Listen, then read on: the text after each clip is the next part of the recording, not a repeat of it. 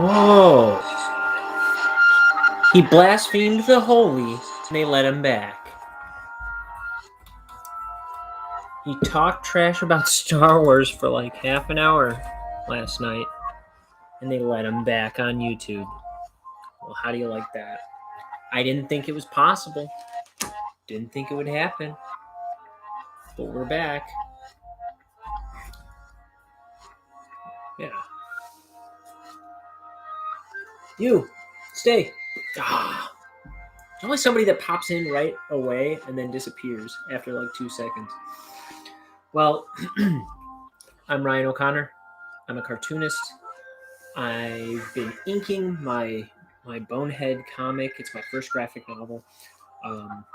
Right here on YouTube. That's what we're doing here. I'll be here every day. I just draw every day. I try to make time for it.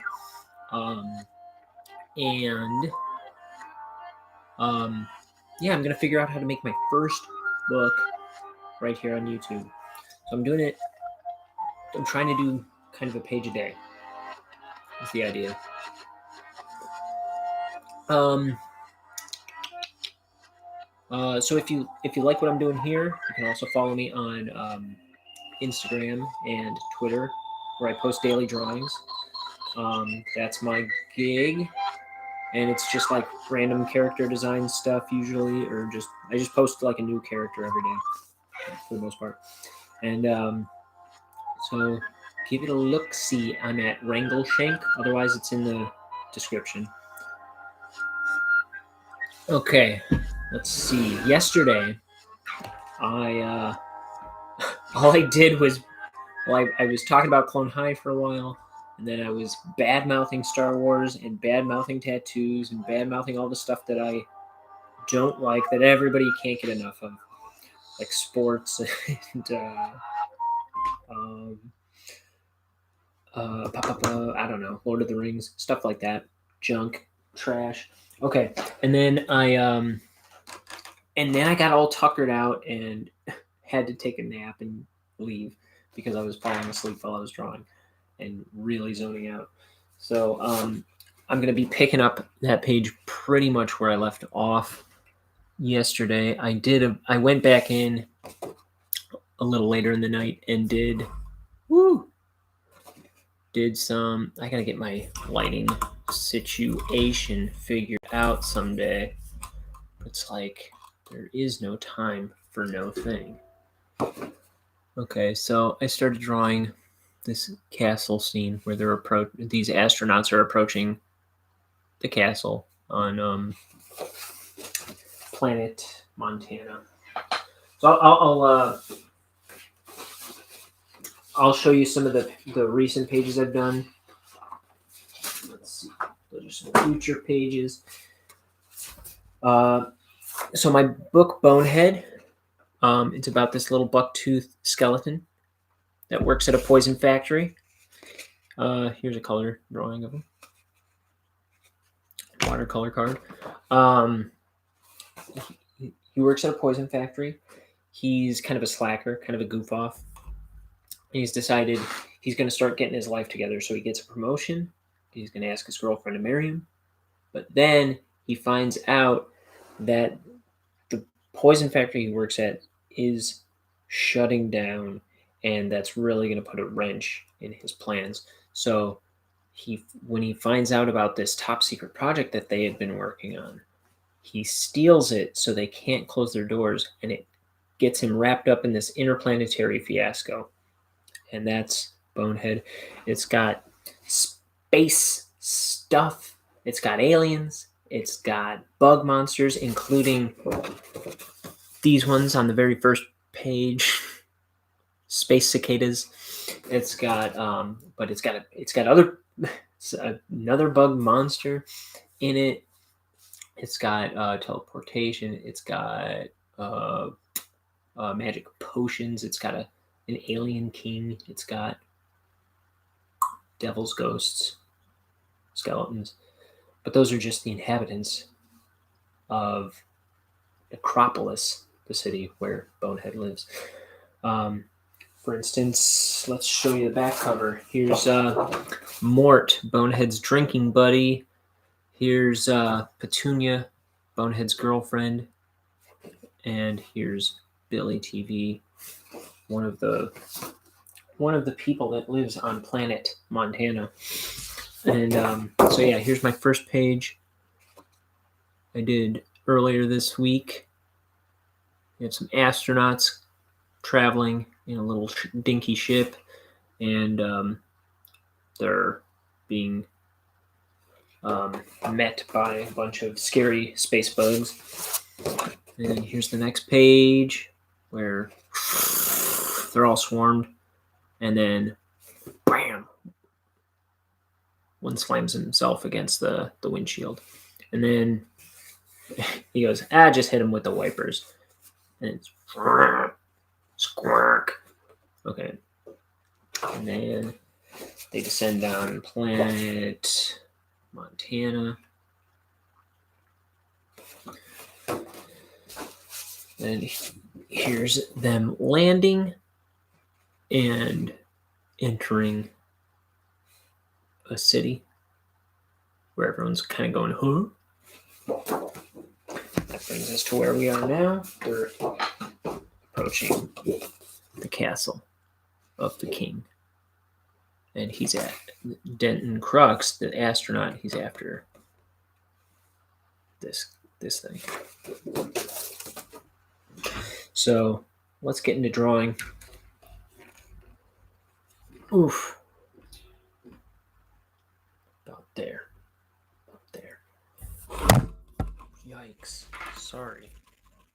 I gotta get I kind of gotta get it figured out where I need to place things, because I always forget, because I'm a winging it. Oh, you know what? Also, I'm one light short of what I usually have on. Okay.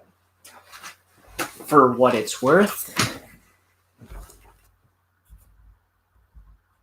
I think that's what I do. Yeah. Okay. So here we are. I am going to need my brush. Winsor Newton Series 7 Kolinsky Sable. Number 2. Got my point on it. Ooh. It hasn't been lasting me. Though it is a beautiful brush. Works very well.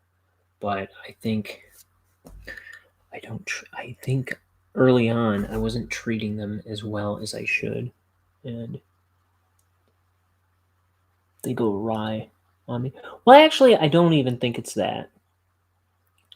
I think about an hour and a half, 2 hours into using it, I think a lot of the ink gets kind of gummy in the bristles, and just kind of gums it up.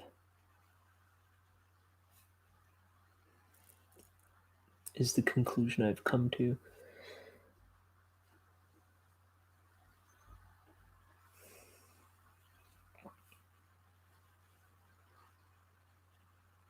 Okay, we're gonna draw some of this stuff here. And try and go fast. I would like to finish this page today and be on to the next one, because this is yesterday's page. I should be done with it. But yeah, after all that trash talk yesterday, I was pooped. Because I was up all day. I was up since 5 a.m. And didn't get to draw until like 5 p.m. or something.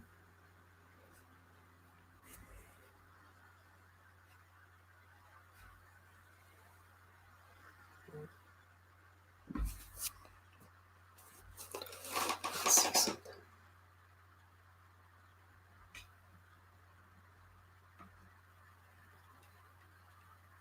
Oh, I guess somebody I know knows. Somebody that knows Dan Castellaneta.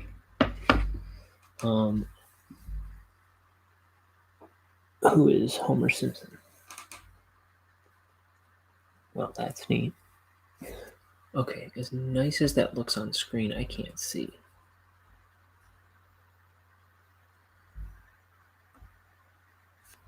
Okay, that's a bit better.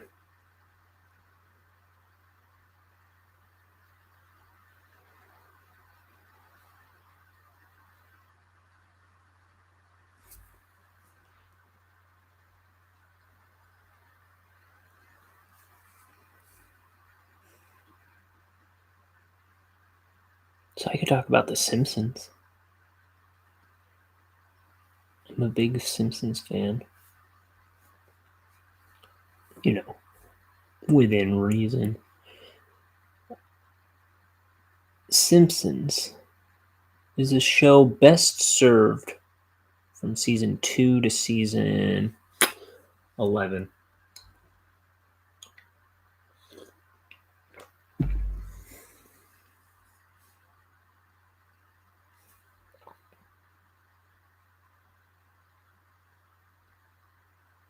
And now I've tried. Now I think I fell off probably more around season 14, 13, 14. But it was still kind of present in my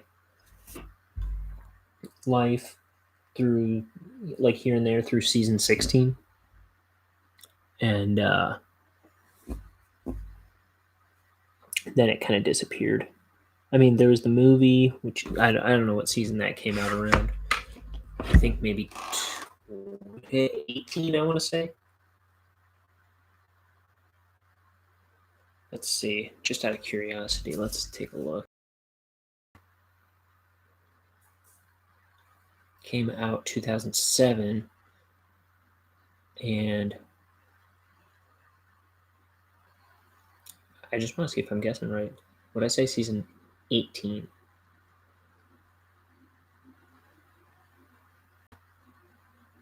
Okay, let's see. I'm gonna do some scrolling. Okay. Episodes.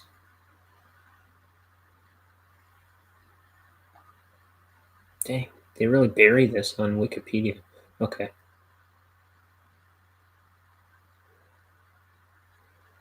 Okay, 16.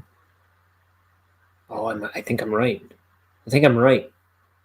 Dog. Yep, 2006, 2007, season 18. Dang, that was a good guess.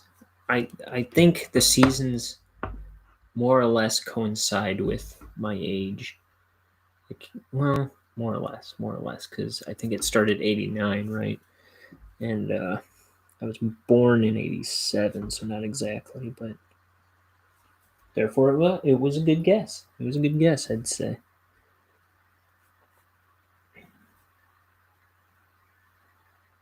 Dang.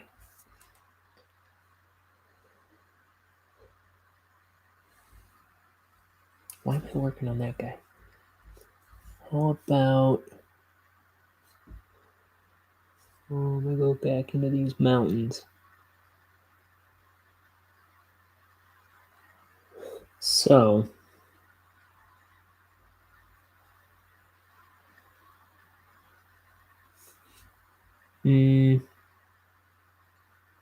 Simpsons. What's good about The Simpsons? The Simpsons, it kind of has this old fashioned heart to it. Like, people used, The Simpsons was a bad word in some kids' houses.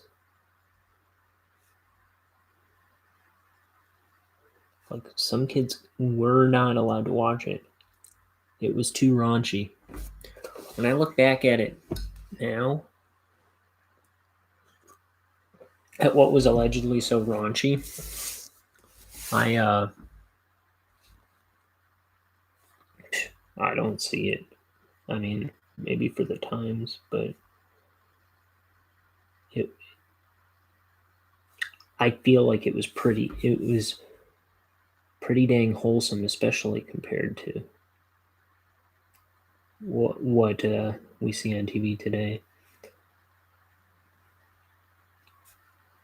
Like, and I can barely imagine hearing parents say their kids aren't allowed to watch South Park today.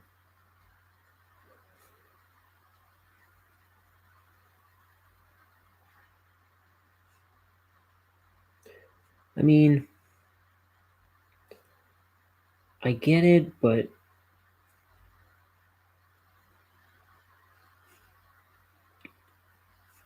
I really think there were strong family values. There were like morals represented, and there, it wasn't like a dirty show, you know. But I mean, it wasn't made for kids by today's standards. That's tame for children's entertainment, though.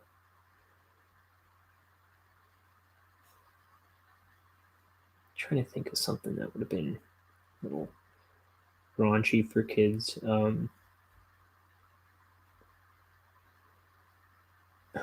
Back then, I don't know. Some of my favorite episodes. Let's think.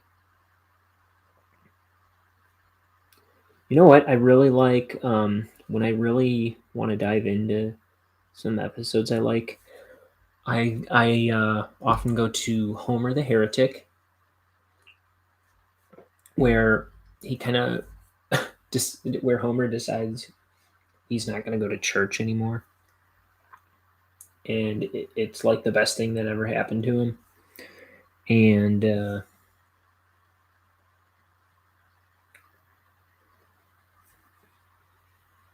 but eventually, he ends up going back to church.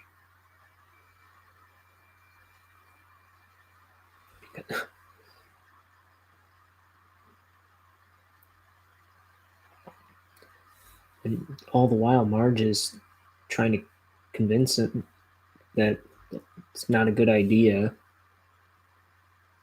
because it doesn't set a good example for his family, and she doesn't want to have to tell her kids that their father is wicked.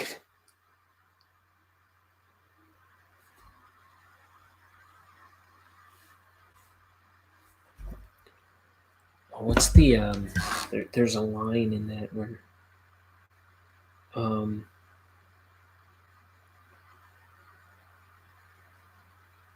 let me see if I can find it real quick because I will butcher it otherwise. Um,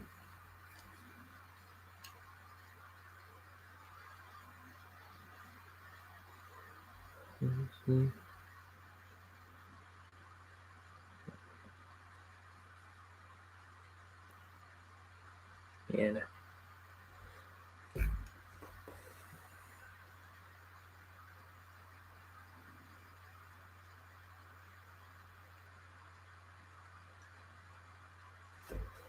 Let me see. Homer the Heretic.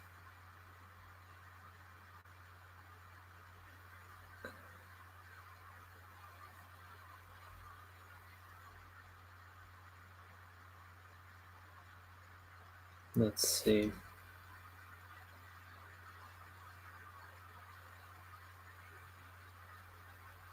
I may not find it very quickly. Oh, okay, here we are. Kids, let me tell you about another so called wicked guy. He had long hair and some wild ideas, and he didn't always do what other people thought was right. And that man's name was, I forget. But the point is, I forget that too. Marge, you know who I'm talking about. He used to drive that blue car. Um, and that's in season 4, I'm pretty sure. Homer the Heretic.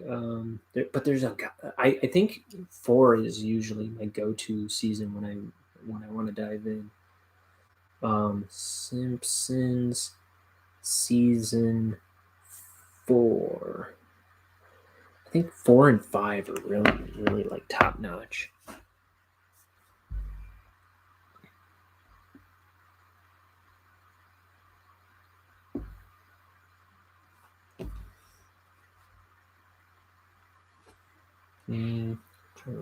Trying to think. Here, I'm gonna try another light that doesn't look good when I'm on screen, but it might be fine when I'm not. Cause guys, I need to see this page.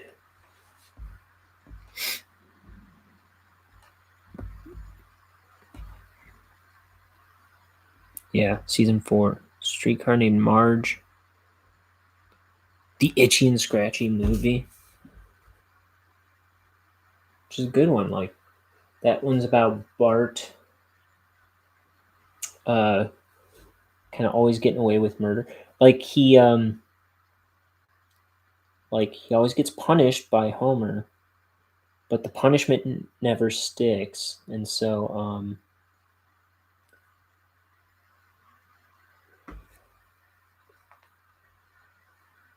I think Marge calls Homer out on it. And so this time he does some. I forget what Bart does. Dang. Is that where. That might be where Bart lines up all the megaphones and then says testing. It like blows all the windows in town out. He lines up like 40 megaphones. Maybe that might be it. I don't remember, but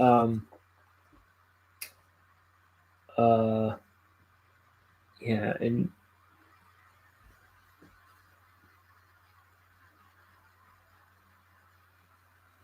Homer decides this time he's got to make the punishment stick, and he forbids. And it's like the talk of the town. The new Itchy and Scratchy movie is about to come out, and Homer forbids Bart to ever see that movie. And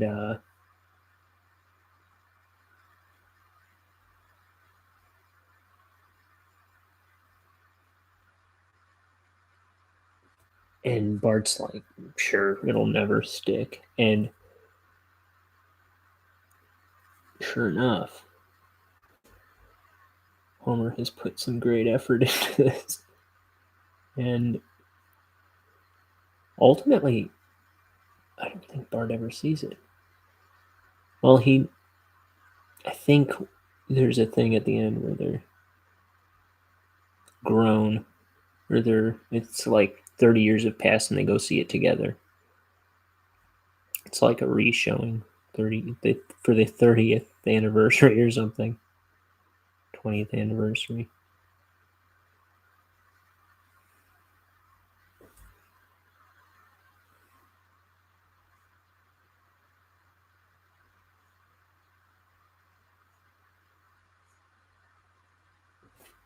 Let's see what's another. Mr. Plow. Marge versus the Monorail, famously written by Conan O'Brien. Ooh, Duffless. That's one of my other ones that I like to go to. Where Homer tries to go a whole month without beer for Marge.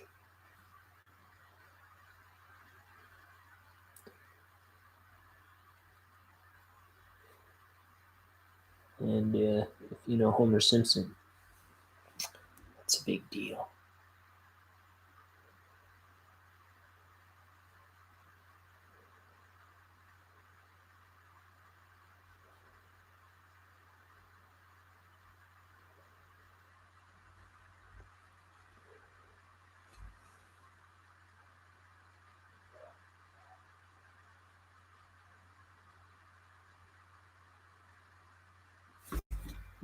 Let me see. Let me read the little synopsis of this one. After taking the Duff Brewery tour, I tell you, Homer skipping work to go to the Duff Brewery tour is hysterical. If you wish to flee the spider's curse, first recite a Bible verse. Thou shalt not. Oh, he just picks up a rock and knocks the spider out. There's a giant spider before him, and his like little detour to sneak out of the power plant. Uh, After taking the Duff Brewery tour, Homer is caught driving drunk and is arrested.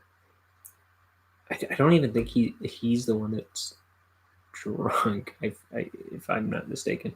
His license is revoked, and he must attend traffic school and Alcoholics Anonymous meetings. After much reluctance, Homer agrees to Marge's suggestion of giving up drinking beer for an entire month. He struggles to make it, but eventually does, and decides to forego a reward of a beer by taking Marge. Oh, yeah. So at the end, but eventually he does, and then he decides to forego his reward of drinking a beer and instead takes Marge for a bicycle ride. I read that a little better than it was written. Meanwhile, Bart demolishes Lisa's science project of a steroid pumped tomato, prompting Lisa to make a new science project pitting Bart against a hamster.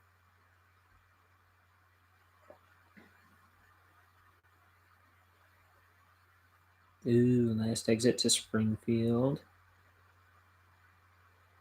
Wrecking Day. Krusty gets canceled.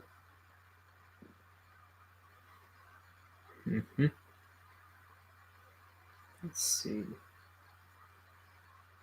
Okay. Let's get into this drawing because I'll never get anywhere if I'm just looking up Simpsons stuff all day.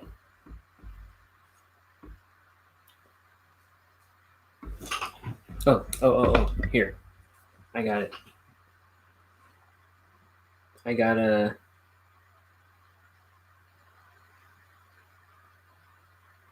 Anyone want to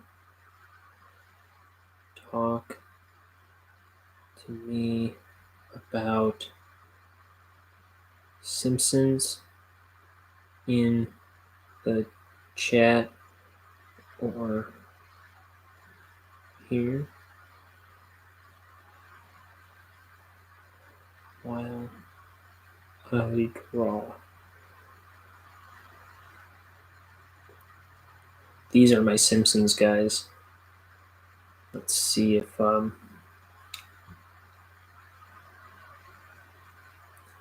come in.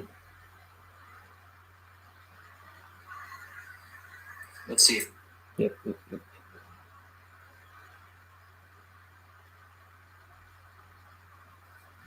Okay. Let's see if they'll come in and keep me company. And if not, that's okay.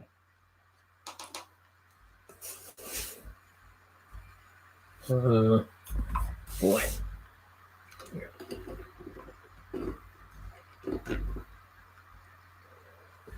Yeah.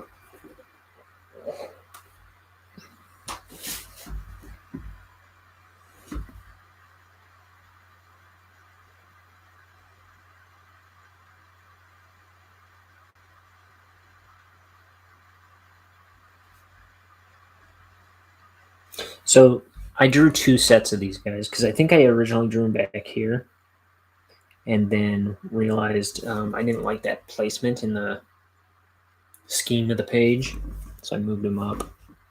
That's all. So these guys are going to get erased.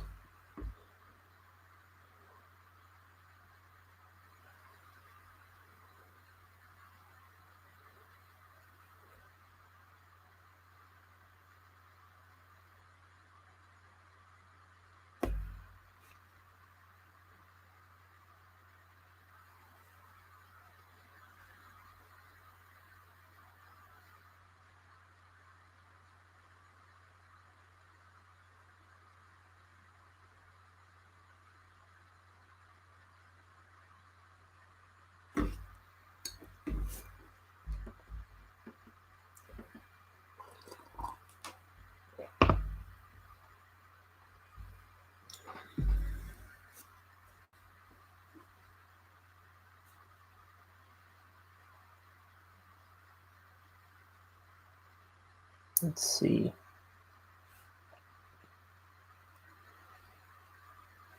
Oh, what's the prohibition one? Homer versus the what is it, 19th Amendment? Where the 18th Amendment, I'm pretty sure. But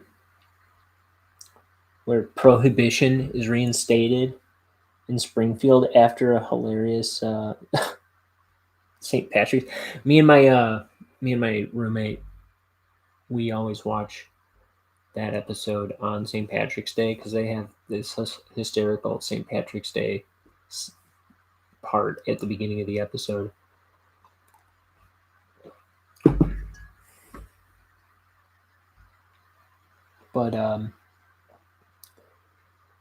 But Bart's screwing around, and he's got this funnel, and ends up accidentally, I guess, drinking a bunch of beer and getting drunk on St. Patrick's Day.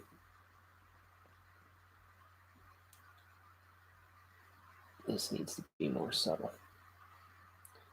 This butt needs to be rounder, and his front needs to be less round.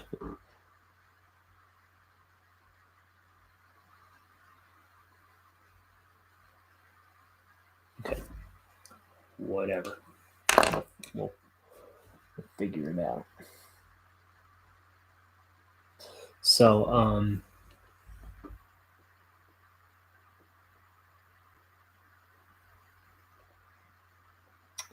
so yeah, they're I don't know, they're kind of having like this big powwow in the city about it. And then, so, like in a coincidence, they realized there was a prohibition law that was never repealed in Springfield, and they shouldn't have been able to have alcohol in Springfield the whole time. And so, people are just kind of like Mo's Tavern, Mo the bartender. He's kind of like got this speakeasy going,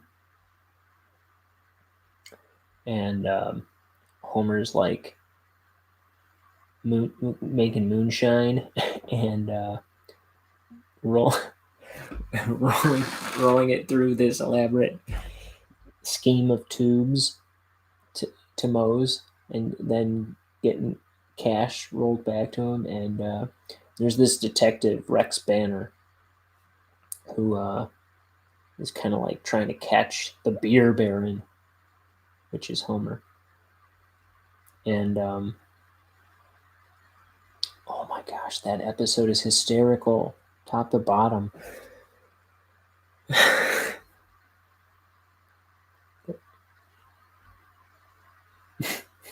That idiot Rex Banner won't catch me. Yeah, look at him trying to aim that stupid gun. and then there's like gunshots coming at their cars and they're making their getaway.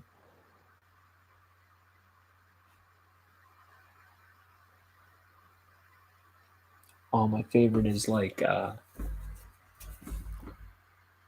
they come home and the car is trashed because they were just in this high-speed chase with Rex Banner, Homer and Bart, and they pull up into the driveway and the car's a wreck, and she's like, Homer, where have you been? What were you doing? He goes, nothing. real blunt about nothing. And she's like, but I don't remember the car having two broken axles before. He's like, before. You're living in the past, Marge. Quit living in the past. It's like she's all on his case, but she's just asking these like innocent questions. I don't know. Oh, I wish my buddies would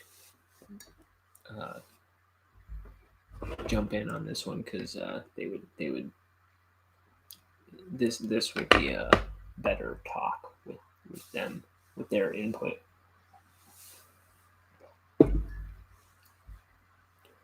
I would have been I would be better off doing this myself if I watched any Simpsons recently, but I haven't.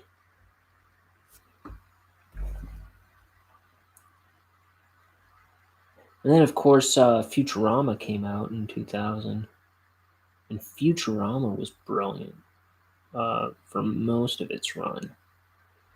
It got kind of clunky after the second comeback. It had like a comeback on uh,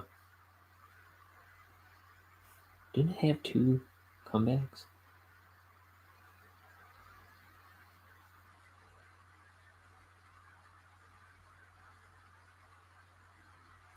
Like it had a comeback on Fox and then Comedy Central? I forget. But it was like when it came back on Comedy Central, I think, is when it got kind of goofy. Like, oh, there was good stuff, but then there was also like some of the weakest stuff.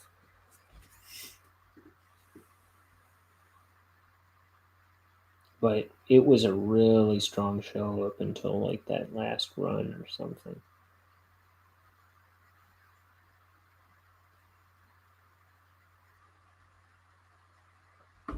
The movies were all right. They did like 4 movies in a row. The best one I think was the first Bender's Big Run. Maybe Beast with a Billion Backs was okay. I don't know. Futurama was great though. There's so much good stuff in Futurama, and I also like Disenchantment, but it is out of the three. It's weakest. It has potential, and it might be getting there. It might be kind of like finding its footing.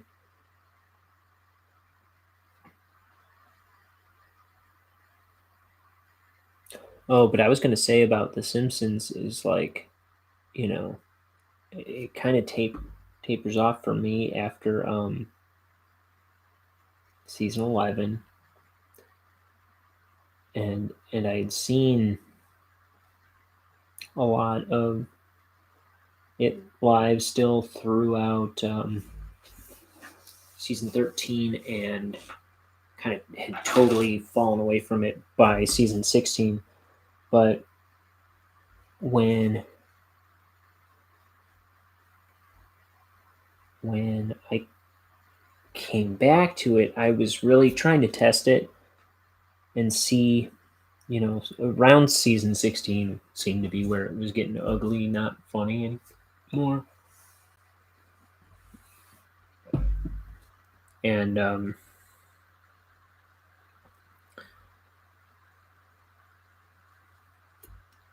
I was like, well, you don't need. I always tell myself, like, you don't need this to make a great show. Like,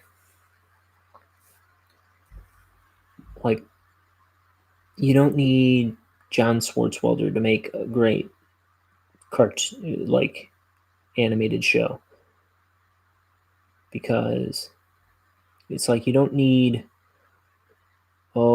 any of the elements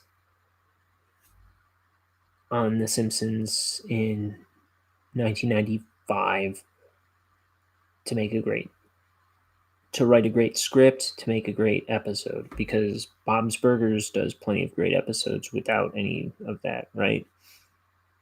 That's kind of how I look at it. So I was like, let's give season 24 a chance. I watched probably, and it was like after it had aired, right? Um, I watched it was probably already in like season 28 at that point. But I decided to watch all of season 24,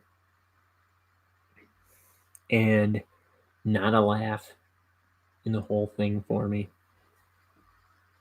I went ahead and watched, I think, most, if not all, of season 27. Not a laugh. Couldn't do it.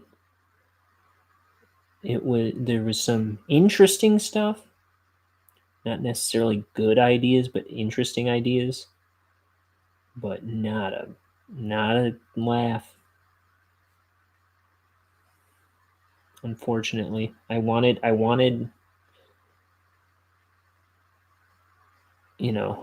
was rooting for him.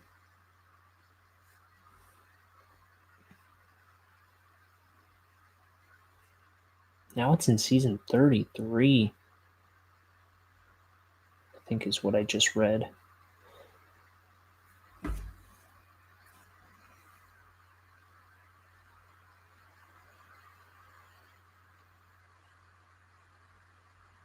And the thing is, like, you can say what you want, but, like, man, I mean, of course, they're running out of stories. Like, they've been around for 33 years. And my thing is always like, well, Bob's Burgers is a family sitcom that is bursting at the seams with fresh ideas that The Simpsons have never done, if you ask me. So that takes the excuse away from The Simpsons. I think maybe if I don't know. I don't give the writers that excuse. I don't think the writers live by excuses or anything, but I certainly don't think they're trying their best. And the fact that they're still pushing forward with this show while churning out not very entertaining content, and I'm pretty sure they know it. Um, I don't know. I don't I don't think that's good for anybody, let alone the writers and creators and actors themselves. Because I think it just my brushes with it are everybody's kind of equally phoning it in, but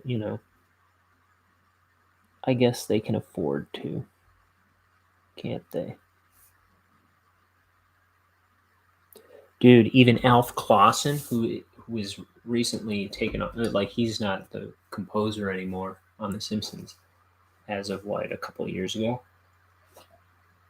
I said every time I saw a new episode of The Simpsons, like, not that I was watching them all that much, but anytime I came across one, I just thought it was so weird how sparse the music was, and it was like a disservice to the show. It was like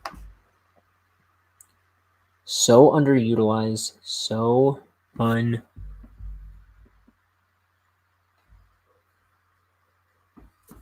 unhelpful to the acting and everything. It wasn't. It was barely present, and I don't know. It was a disservice to the show.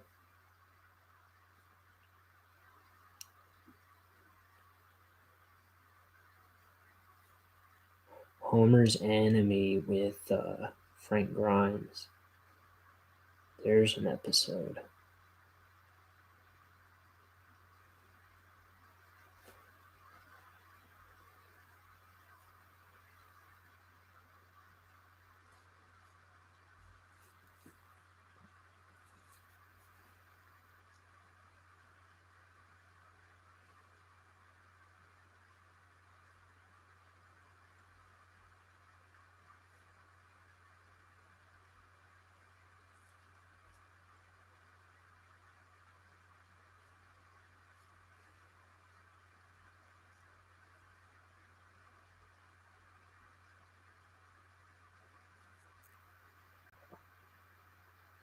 Um,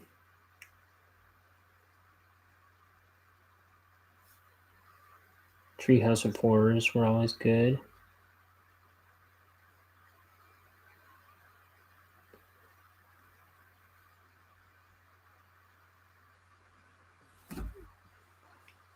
That was something that was interesting in season 27, I thought, was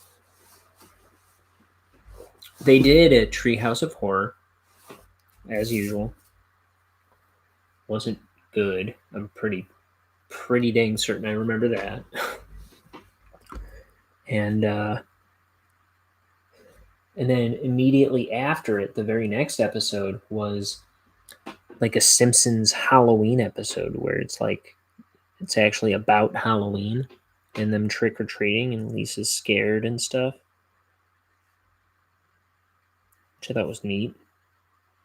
Also not a good episode, I thought. But,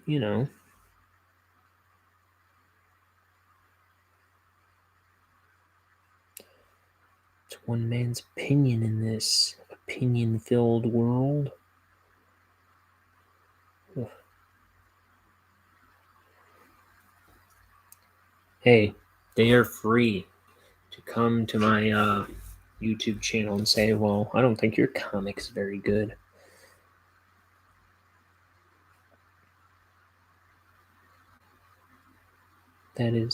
That's fair. Not if they're saying it just because I said I didn't like a thing. If it's not good, say it's not good for not being good. But if it's good and you're saying it's not good because you don't want to like it because I said something bad, well,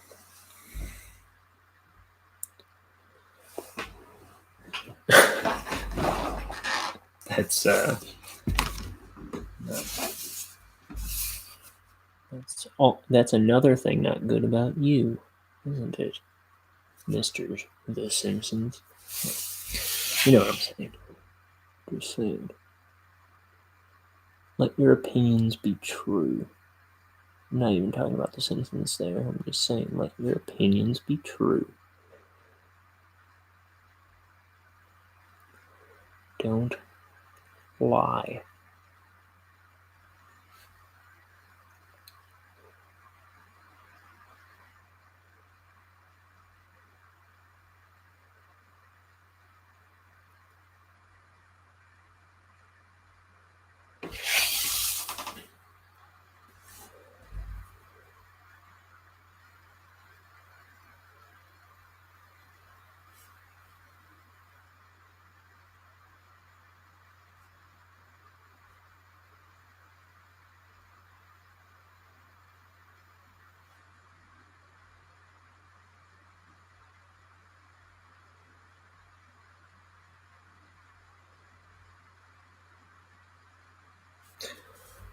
Okay, maybe I made that too busy, but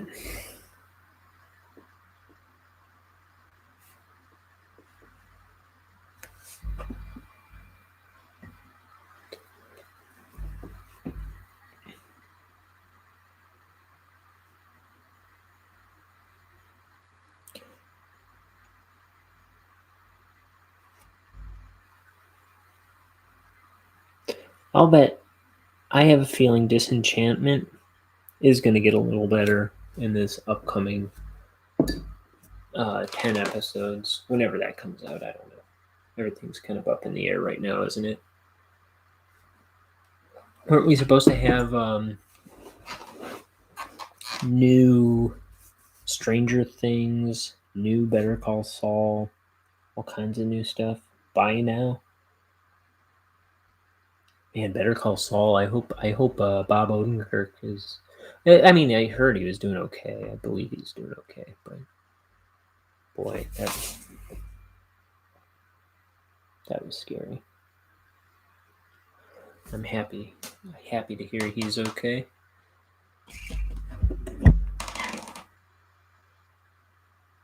Oops.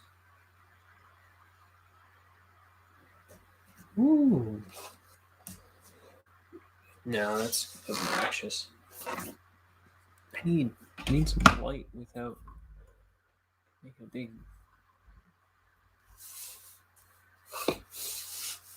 Ugh.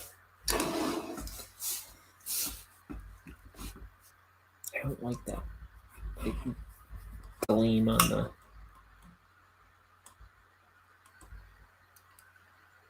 table, but you know.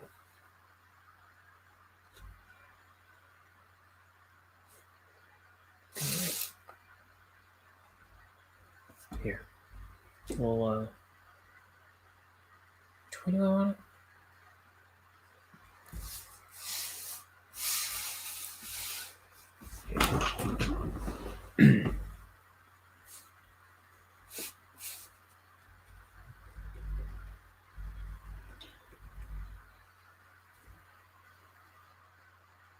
Sure.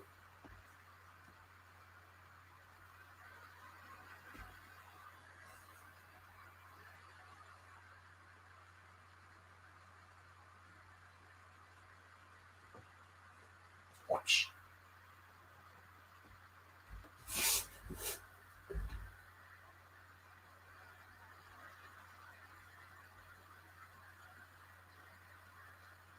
What else is there?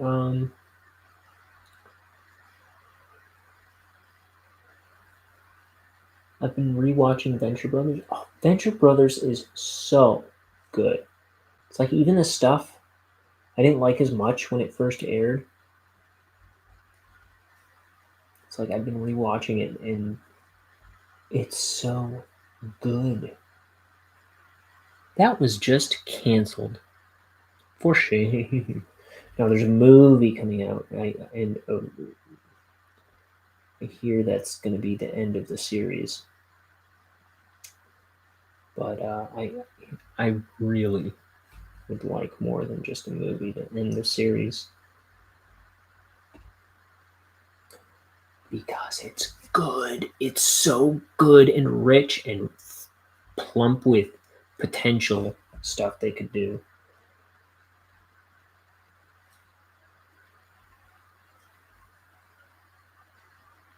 They, Doc Hammer and Jackson Public,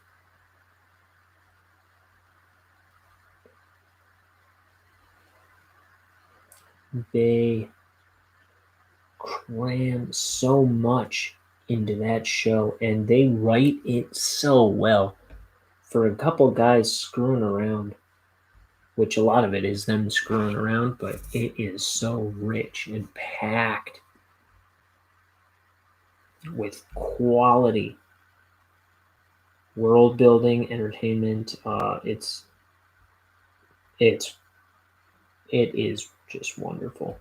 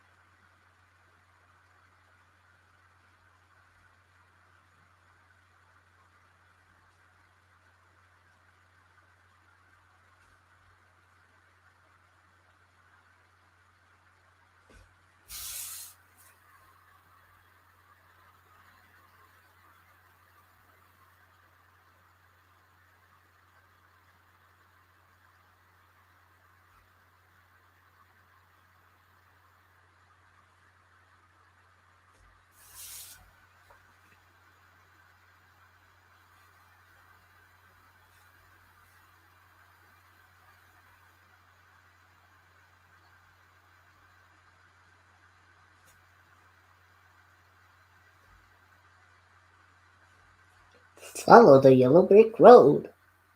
Follow the yellow brick road.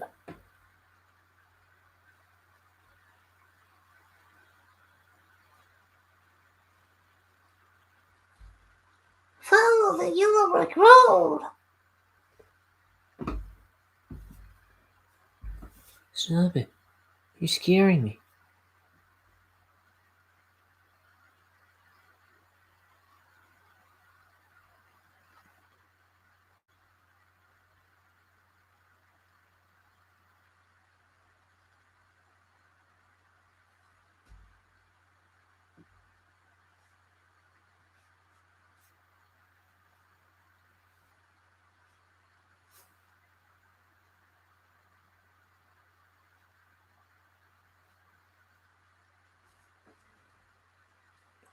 whoosh, whoosh.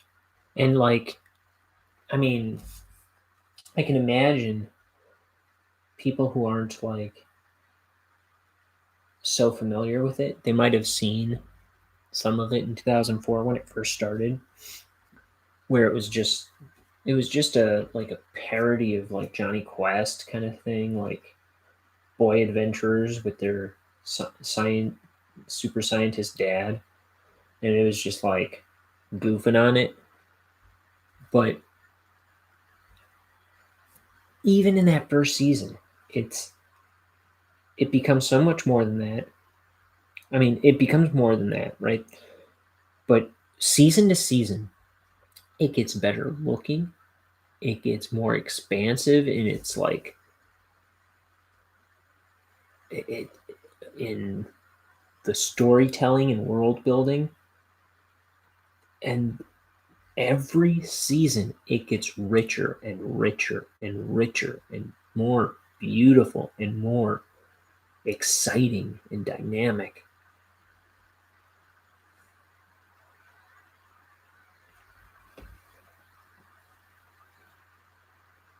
That said, the episode I watched while I ate lunch today, there's this big orgy in it. Um,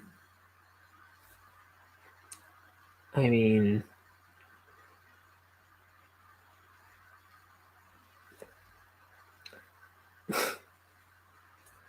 I don't know how to talk about it, but it was kind of obscene. I mean, it was obscene when I saw it on TV, and I had no idea because they've always censored stuff like this on the show. But then when you see like replays of it, like even as I've been rewatching it on HBO Max, the stuff remains censored, like it is on the DVD as well. And this episode, however, was not. It's the first time that I've ever seen them do that where it wasn't still censored, like it was when I saw it on TV. And didn't see that coming. That was a little, that was a little obscene. There's some obscene stuff. There's some raunchy stuff. There's some a lot of swearing and stuff like that. But oh, it's so good.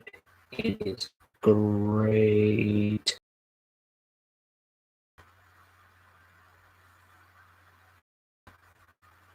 Unlike Star Wars.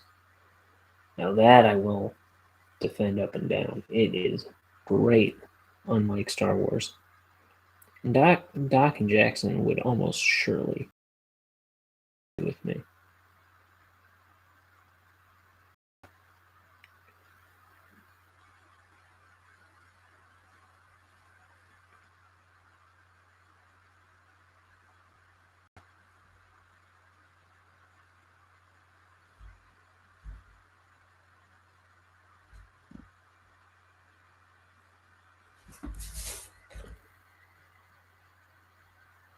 Pull the yellow brick road. Oh, the yellow brick road.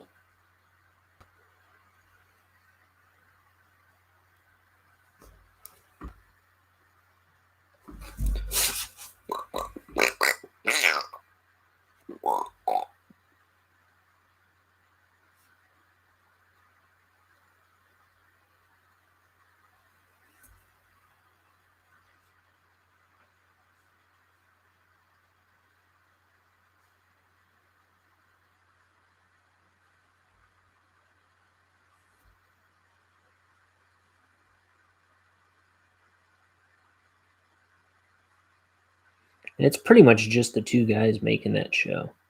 I mean, writing it, doing most of the voice acting. Uh,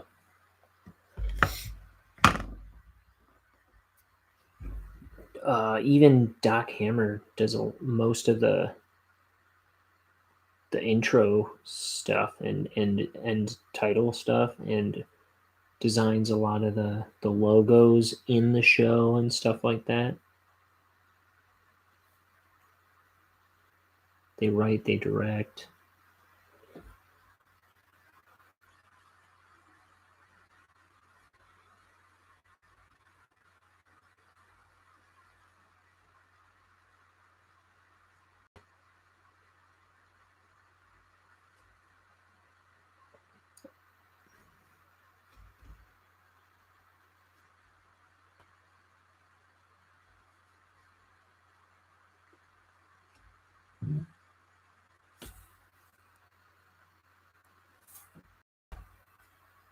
Let's see.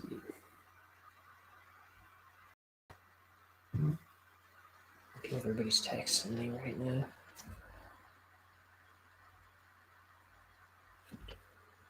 So if you hear like frogs croaking, it's my phone buzzing right next to the microphone.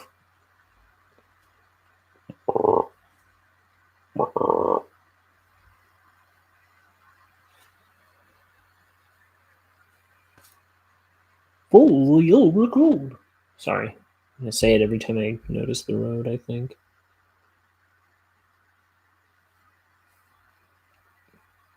What did I see? What did I see?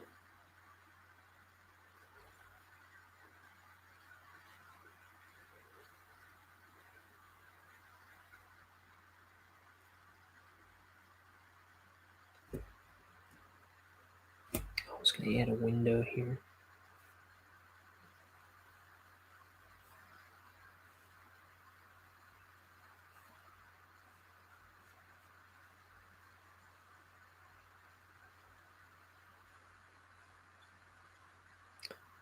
So, what is Venture Brothers? Venture Brothers is, like it's about a pair of twin boys who are like boy adventurers.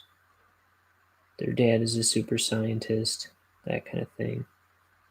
And the monarch is this butterfly themed supervillain that's always after Dr. Venture, their father.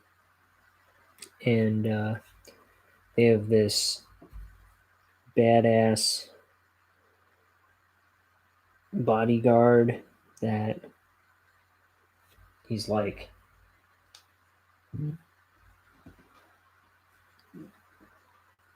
total henchman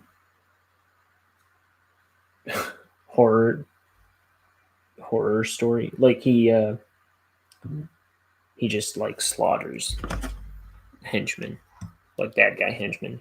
He's kind of like, especially at the beginning of the series, he's kind of psycho about it. But they kind of make him a more like uh, realistic, like jock type character. Or I don't know how you what you'd say about him, but he's like just a. They lean more into the bodyguard and less into the like psycho part of him. That's kind of there in the first season, and he takes care of the kids and. They don't pivot the show a whole lot, like, but enough to make it a more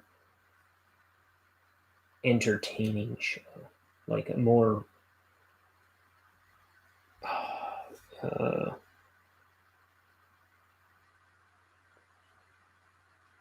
a more enjoyable show than just total screw around.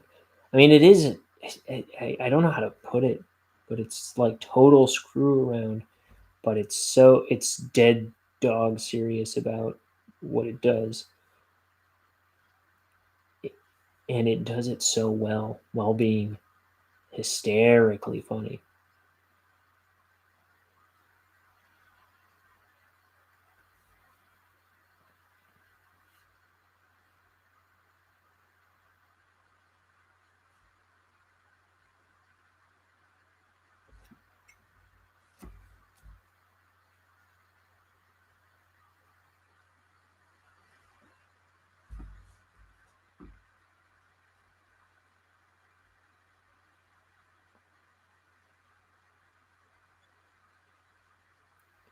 in the last season or so.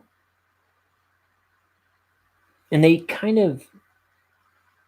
don't they don't just get into their own backstory. They do a lot of like side story stuff too, like just random one-off stuff. Where like this week they're in the jungle getting scooped up by giant pterodactyls and stuff like that.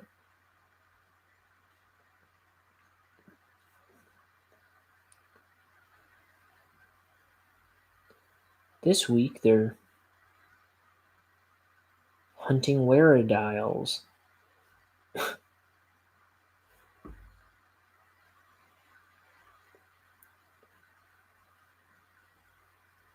But in between that, it's like the monarchs,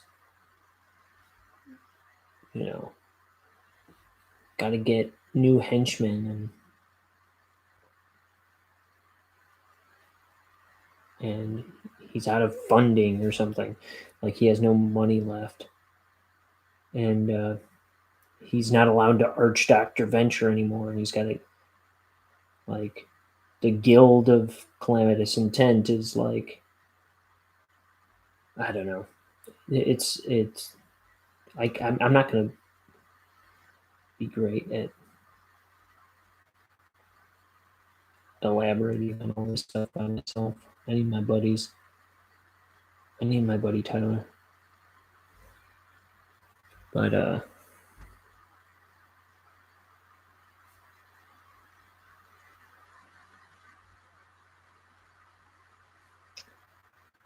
if you're not if you haven't gotten into the Venture Brothers, you missing out.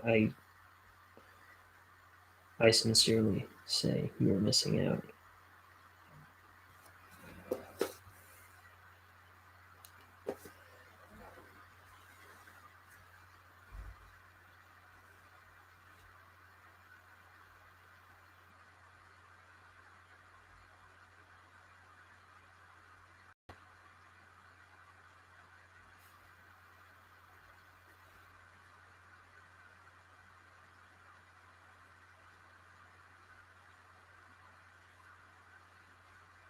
So OSI are like the good guys.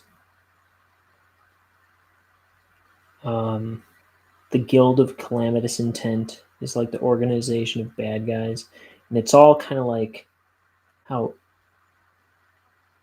it's kind of like they're the representation of good and bad, and it's all it does is these organizations they just get the good and bad all wrapped up in bureaucracy, and it's makes it like um, you know it's like government run good guys and bad guys. It's like yeah, the monarch can arch Doctor Venture. He can be his arch nemesis, but he can't he's not allowed to arch him to such an extent that this will happen. He can't use weapons beyond this grade, right? And he can't kill Doctor Venture if there's a if he hasn't tended to previously existing wounds or something like that. You know, like it's like well, come on, like what does the monarch care about Doctor Venture's wounds when he's trying to kill him? But it's like their hands are tied by bureaucracy. Otherwise, that won't work out well for the monarch if he doesn't play by the rules or something like that. You know,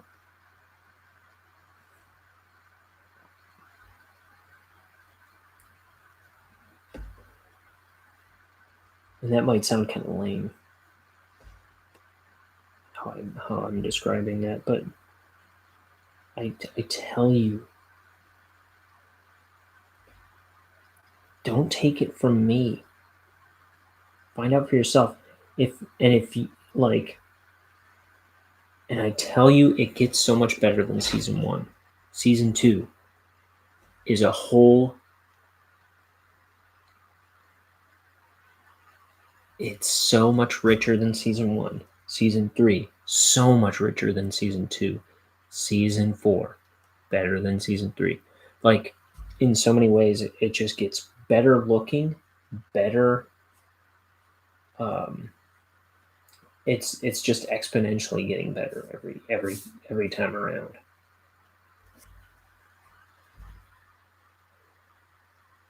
And it's no lie, every season it's more beautiful looking than before. And you're like, they're not going to top this next season. And then they do.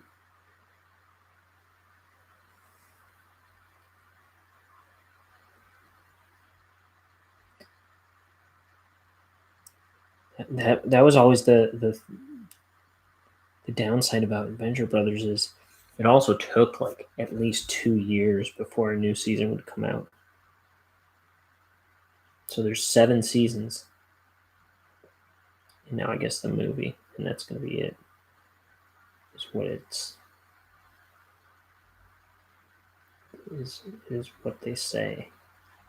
I really would like a movie and one last full season.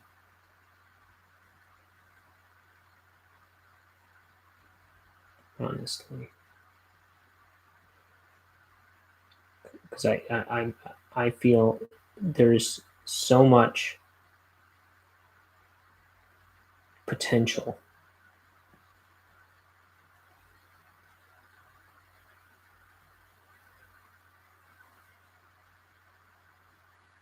for one more season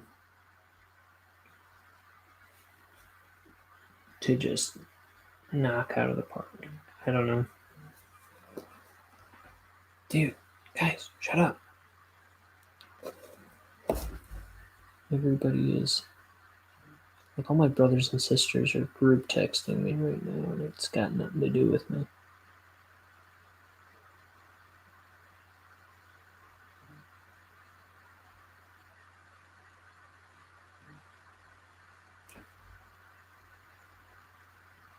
Oh, you know why? Usually I have this group muted, but they started a new one without my mom and dad. I gotta mute it. They started a new one without my mom and dad because my mom and dad are out in Mexico right now. We got my parents' tickets to Mexico for my dad's 60th birthday, and yeah, we were in this group text, and yeah, they were getting charges for like crazy charges for every text coming their way in Mexico.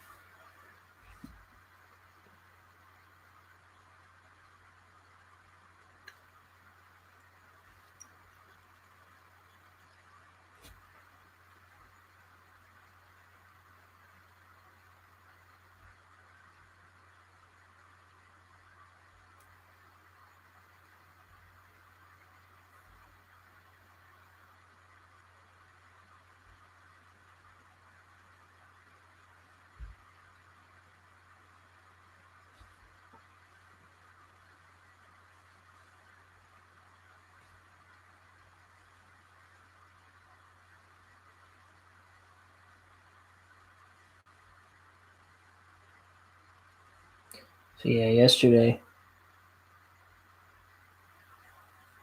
I was working on this page and I could not stay awake.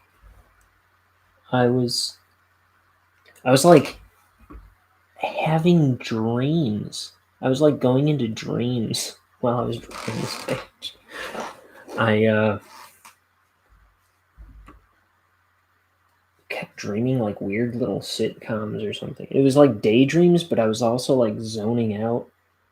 I'm just glad I didn't just drag my brush across the page.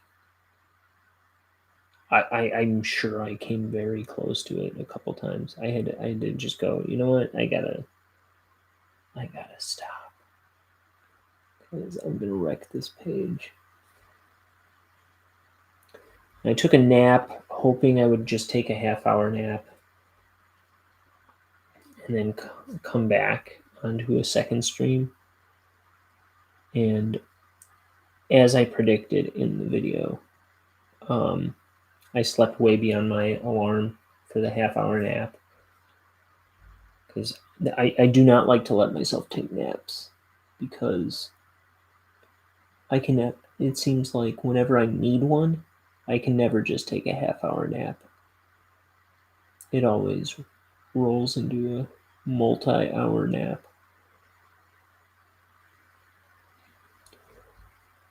So at all costs, if I can get myself to not take a nap, I usually try.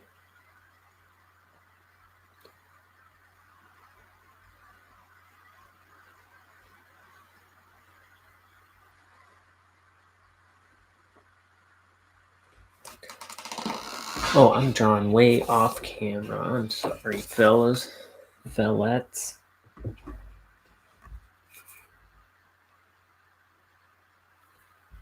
I like Horace. Horace is Denton's like lab assistant. He's accompanying him on this space journey.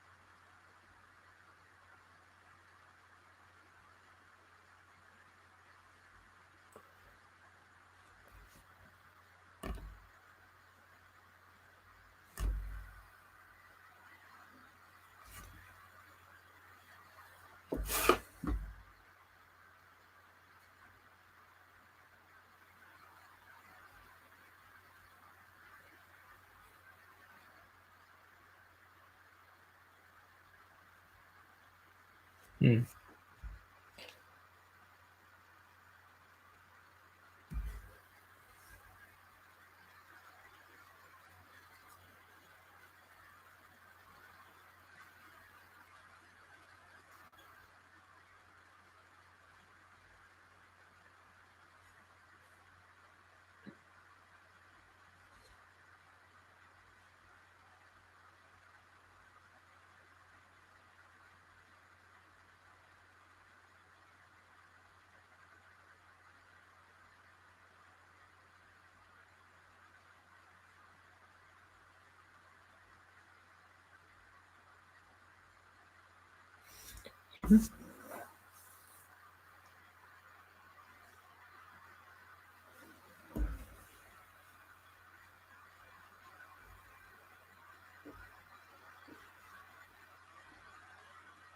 Feels like I'm wearing nothing at all. Nothing at all. Nothing at all. So I was wondering where my roommates were yesterday. Turned out they went to a Cubs game.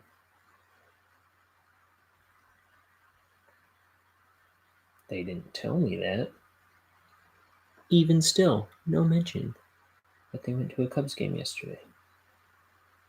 I just sort of figured it out because it was written on the calendar in my kitchen.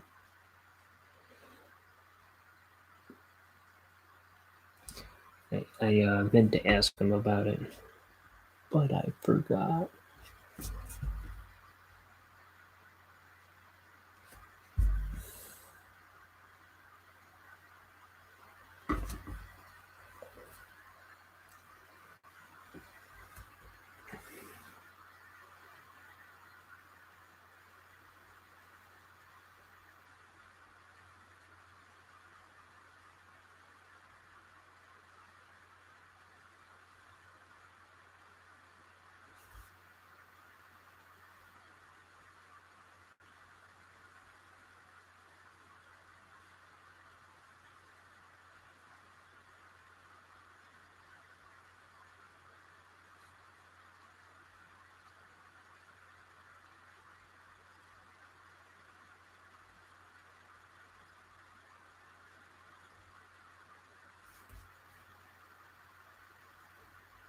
Okay, we're almost done with this page. I'll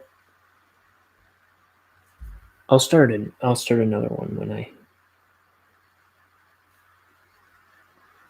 once I finish this one. And as I've been doing, I'll probably touch up this page off camera, like make sure all my line. I'll erase, make sure all my lines connect, and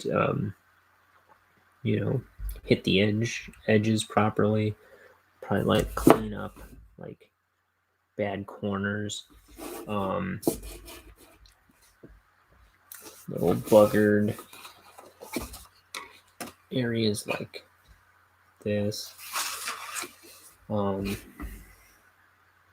Straighten out lines, white stuff out, things like that.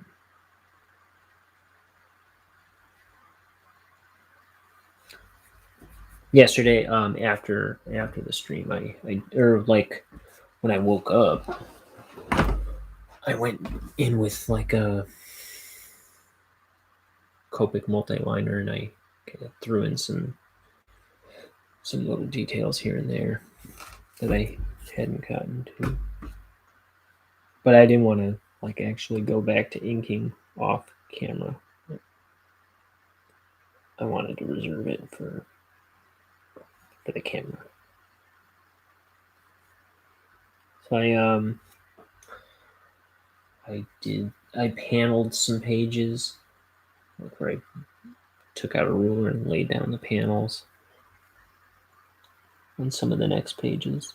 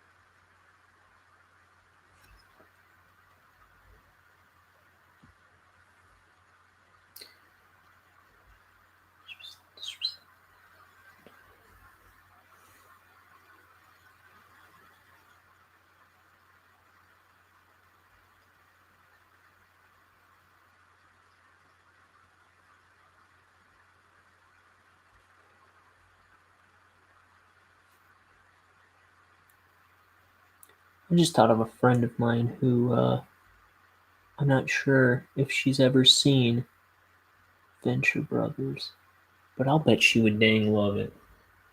If she doesn't like it, I'll bet her husband would. But I'm pretty sure they both would. I don't even know her husband very well at all. I gotta mention that to her. Well, guys, if you like my show, please do me the favor of sharing it around.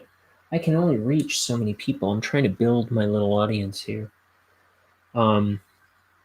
So please do me the favor of telling artistic people you know about it, like maybe up and coming comic book artists that you know, aspiring comic book artists, like art loving teens maybe.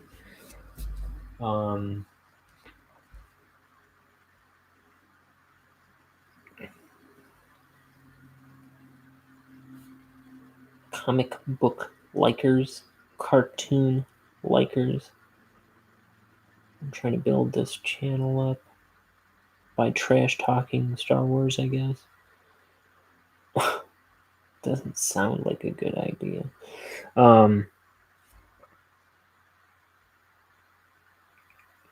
That was just a spontaneous thing yesterday.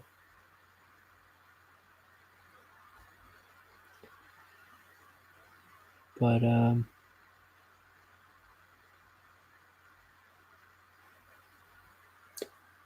What else? Yeah. Share it. If you want to come in tomorrow, I'll probably be doing drawing. I'll probably be inking all day tomorrow. We'll see. I might have a huge stream tomorrow. I'm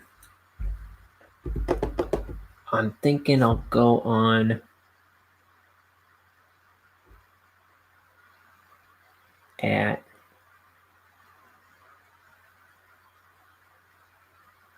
let me think, because I have a couple morning obligations that I have to attend to. I'll probably go on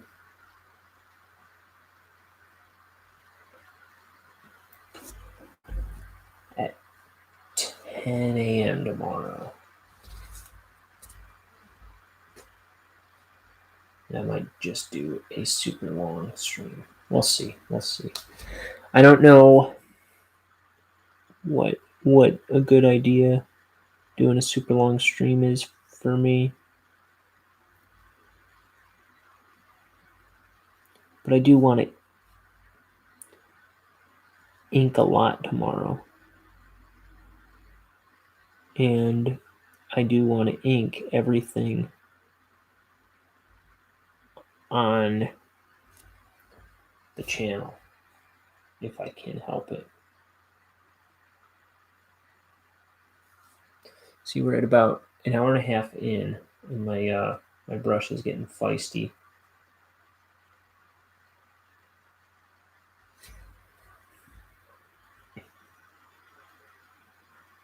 That seems to be about the point.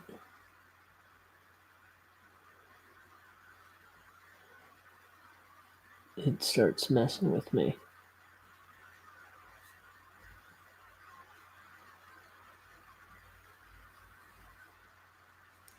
So he's going, they're coming up to this kingdom, and he sees this orb sitting on top of this tower still, where he was expecting them to give it to him.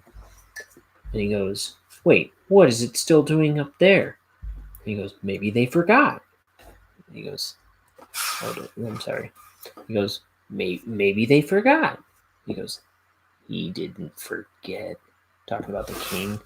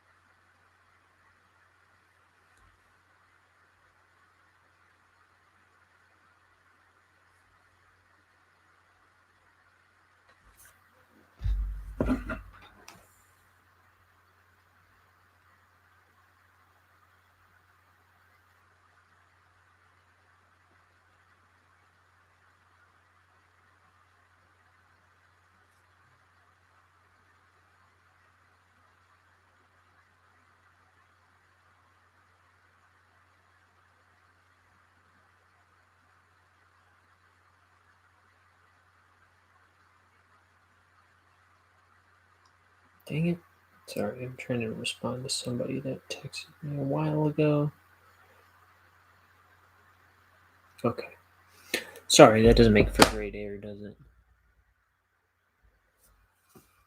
It's like I'm on one of two levels on this program. I'm either like buzzing through the floor and won't shut up, or more often, I'm like barely alive.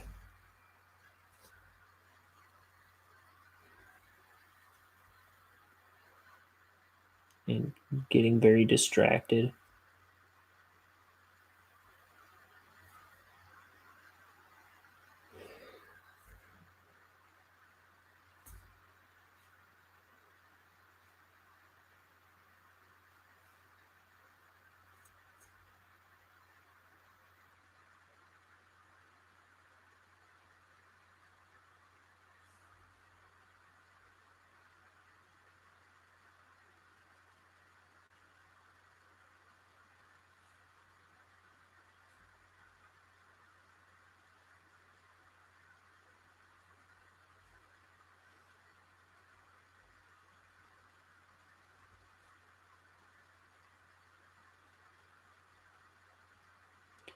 Okay.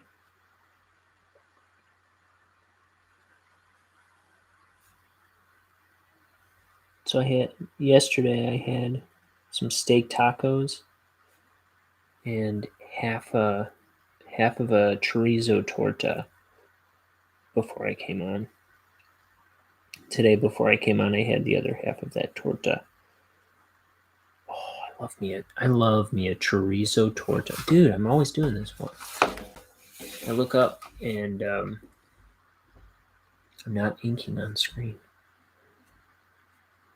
My terrible bad. Folks, you should speak up and say something. Nobody's here.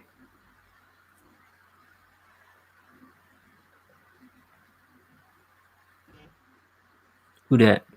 Oh, okay.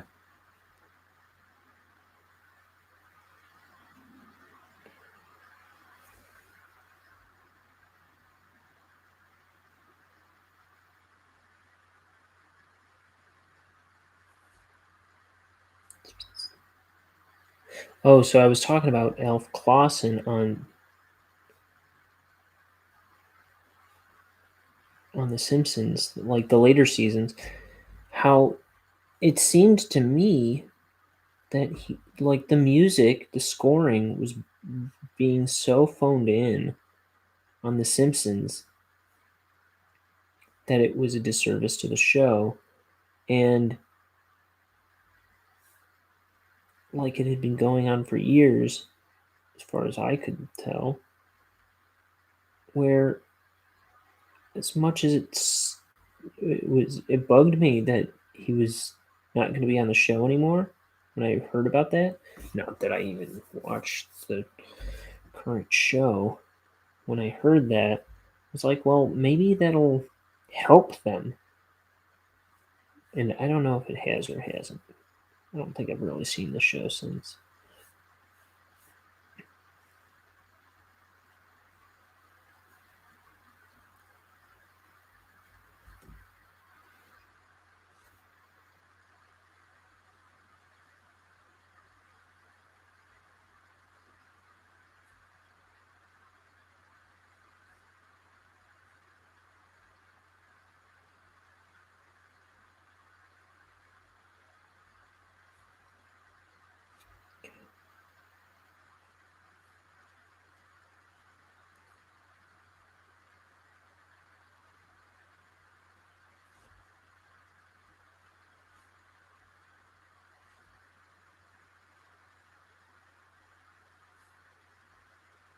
Here's his thumb.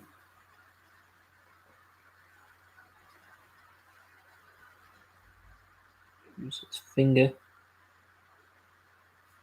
His gloved finger.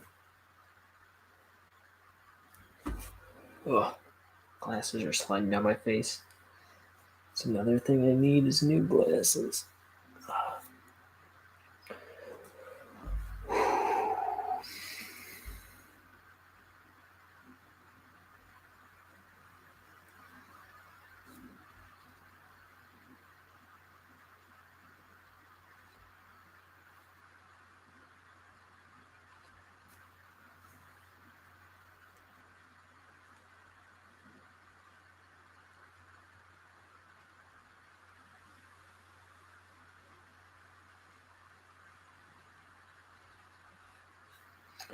I feel like I should have had more to say about The Simpsons. I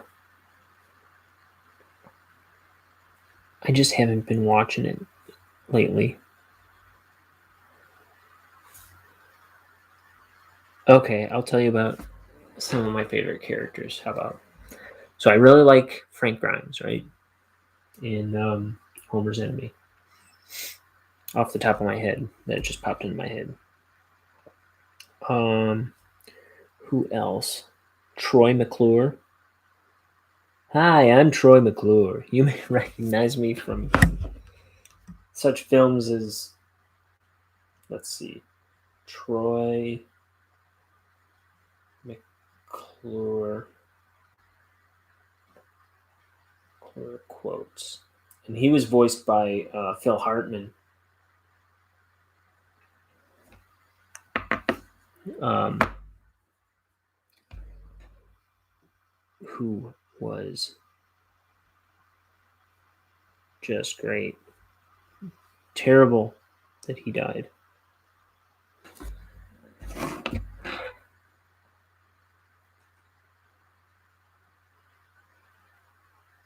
You may recognize me as, or from such films as. Oh, let's see.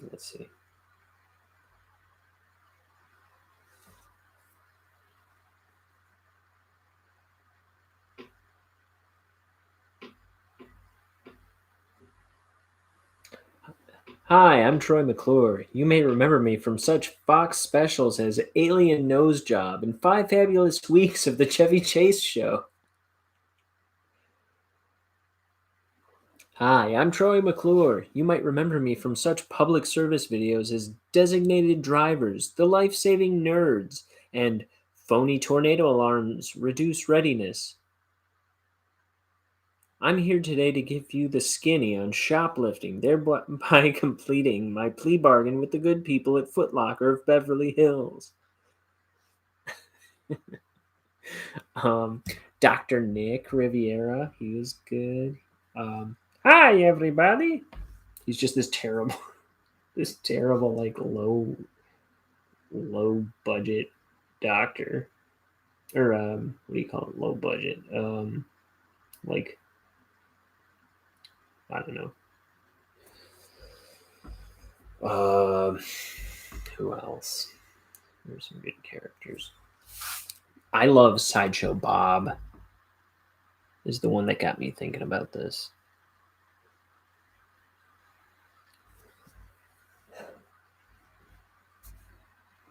He's Krusty the Clown. You know, Bart Simpson's big hero is Krusty the Clown, right?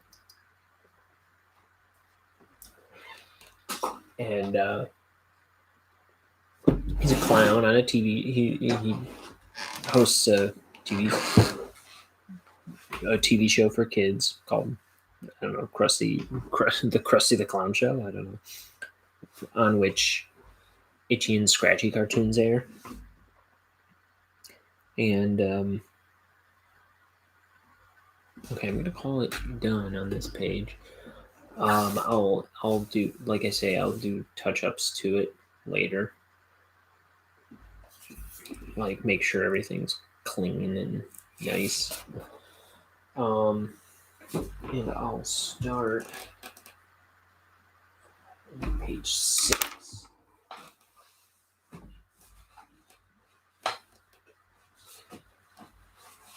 There. Just like he didn't forget, and then boom, he's barging in to the castle. And he's confronting the king.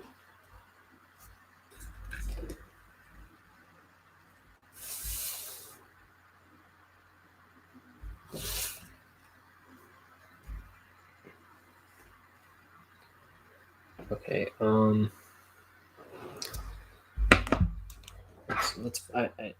want to see if I can find some good Sideshow Bob quotes. Sideshow Bob at the very beginning of The Simpsons was Krusty's like sidekick on his show, and almost as soon as we learn who he is, he's like trying to kill Bart, and like that's kind of his recurring role. It's like he's after Bart Simpson, or trying to kill Bart. Joe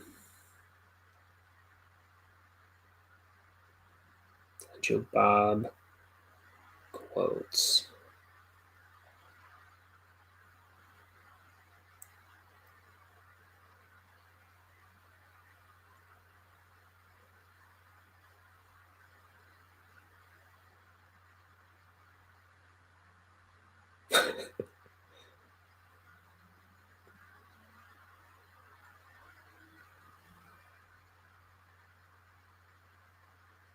Let's see.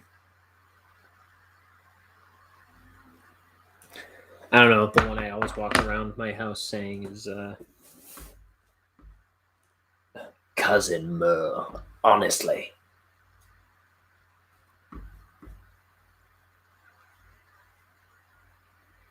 We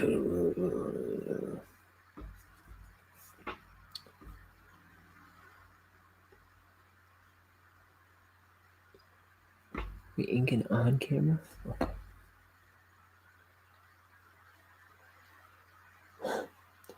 Coveralls that don't quite cover all. Boing.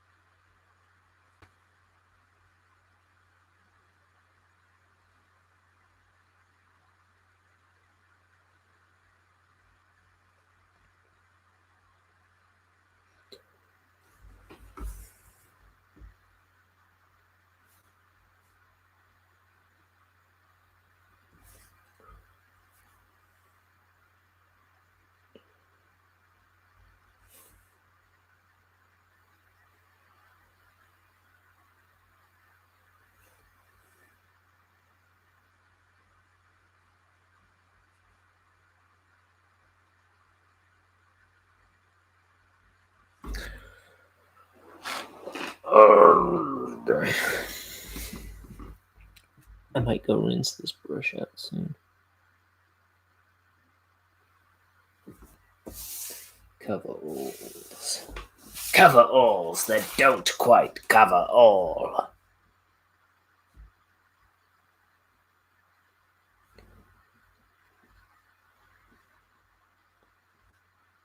My roommates are out and about again, but I don't know where. Maybe they went to another Cubs game.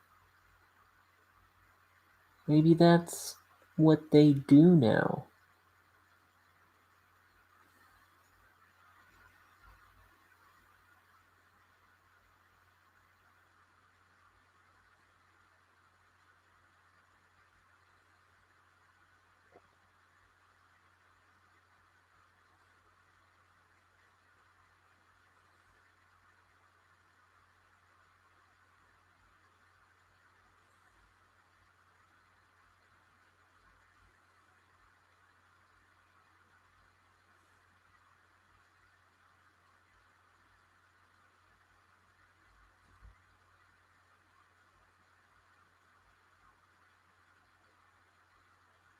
Ah.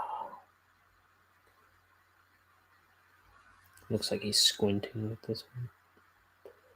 But it should be a round eye.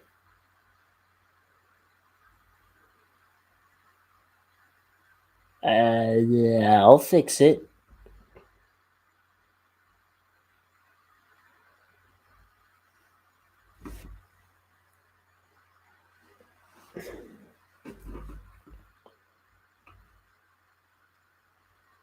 It's like when it gets all gummy like this. It's hard to control this brush. So, yeah, see, it's all stiff. And usually I can just like twist it out of there, like twist the stiffness out and then just get wet ink on it.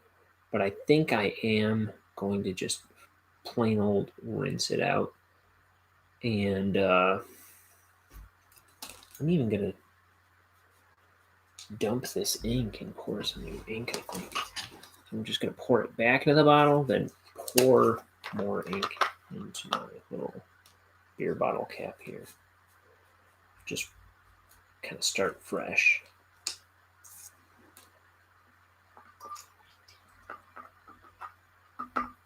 Might even use a totally different beer bottle cap.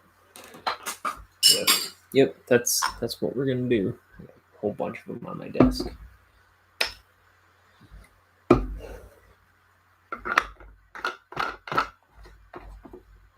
And I have a ton more on my bookshelf. And then I have a bunch in a box. So I never have to want for a bottle cap in my life. It's 9 o'clock. Okay.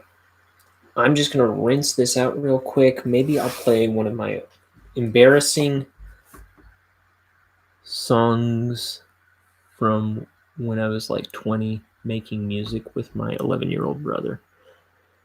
He would help me make the track because he was learning Fruity Loops. And I wanted to make an album, so I thought. So my brother wanted to help me make my album. Let's see. Dum. I don't know why, but iTunes always takes forever. Okay. Pay attention. I'm typing. Oh, for Pete's sake.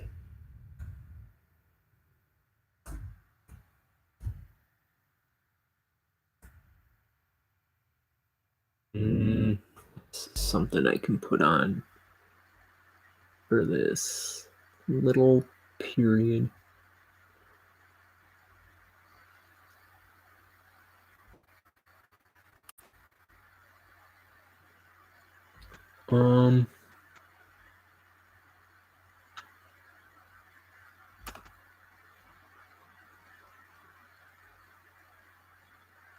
Okay, I'll put one that I made by myself.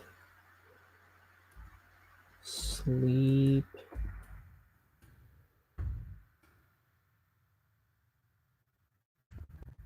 Okay. This is one of my favorite tracks. I made it all by myself. I used some space sound effects that I clipped off of view things. Watch this get me a copyright strike because of those ripped off samples. I really don't know. They would be what do you call it?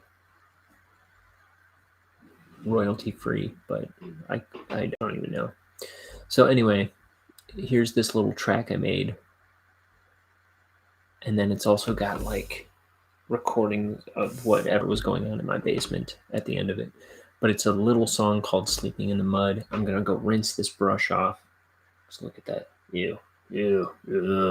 Okay. So here, maybe I'll put some good art on the screen for while I'm gone too.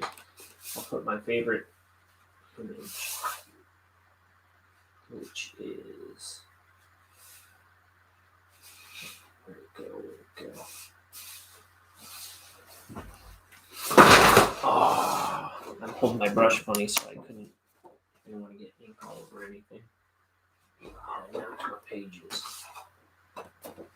Okay, we're gonna hold on that. And I'll be right back. So, just listen to some funky music. Is it playing?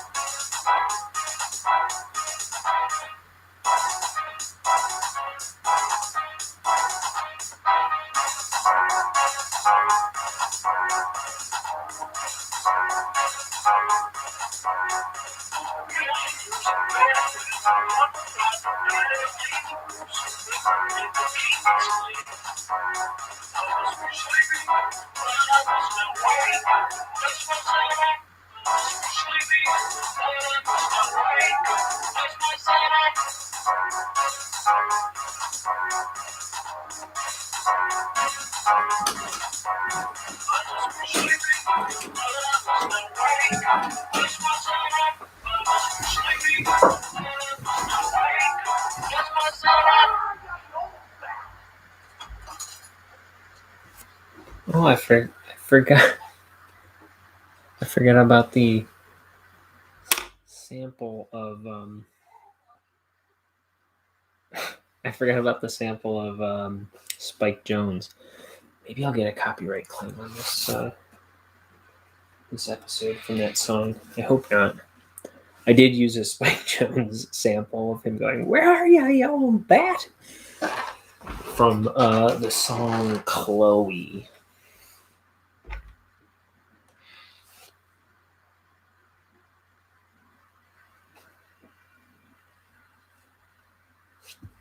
Just because I thought that was so funny.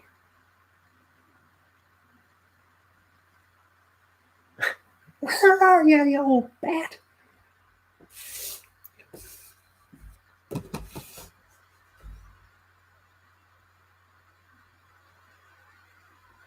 I must be sleeping in the mud, I must now wake up and dust myself off. I must be sleeping in the mud, I must now wake up and dust myself off.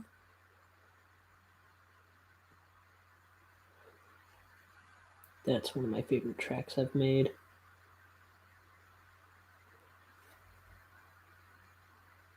And that one I made all by myself. And I wanted to put a bunch of weird samples in it.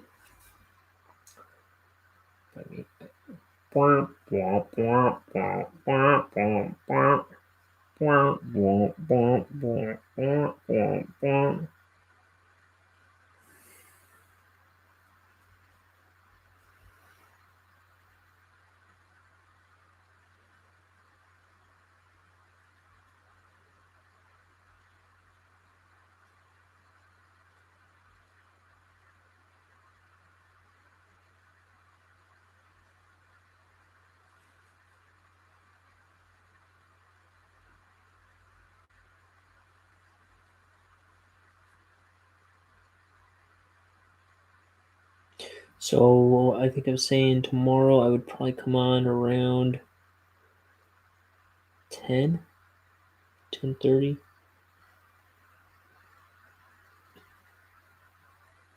I'm going to say 11. I'm going to say closer to lunchtime. So I'll say 11 I'll come on.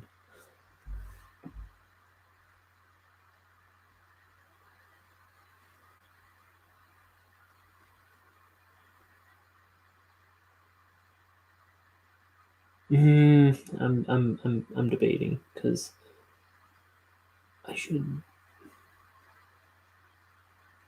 see because I want to be able to stay on once I'm on. That's the thing. So here, I'll tell you what. I'll come on tomorrow at noon. And I'll stay on till like 6 or something. Well, who's to say? Like, I don't know how long I'll stay on. But that's the idea, is it'll be a long stream.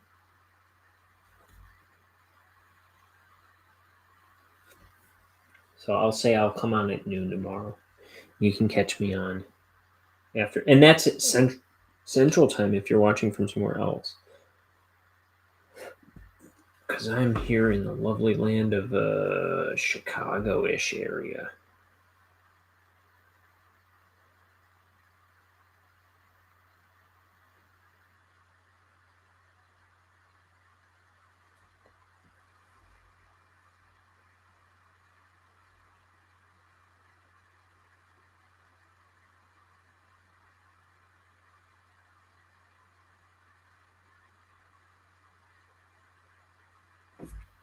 Let's see, it's 9. I might go for another hour. 10 o'clock seems like a good place to wrap it up.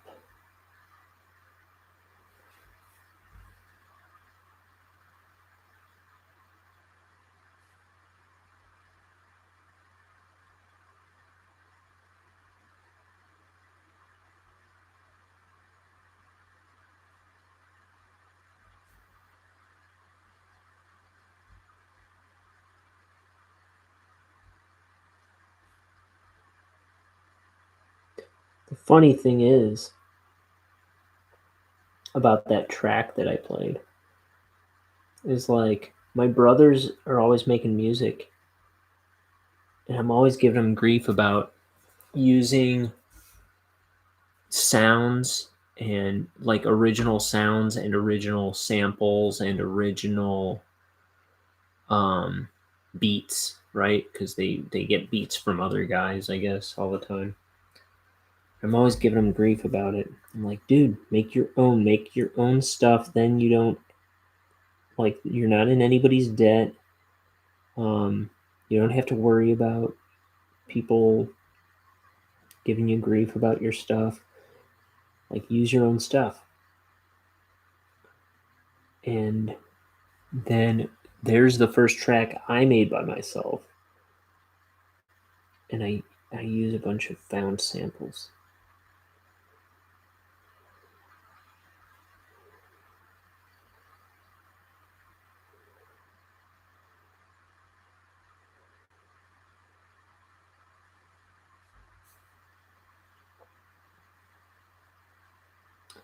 There's a song I never put together called Hell is for Buildings.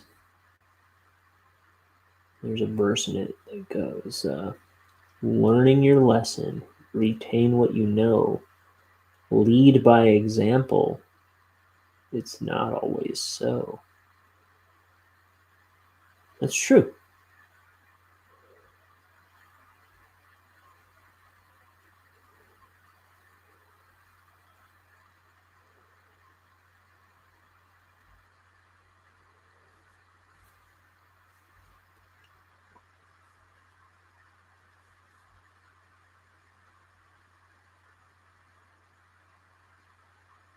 I might do these tight details in this panel. I might just do this in a multi-liner. He probably could have used it.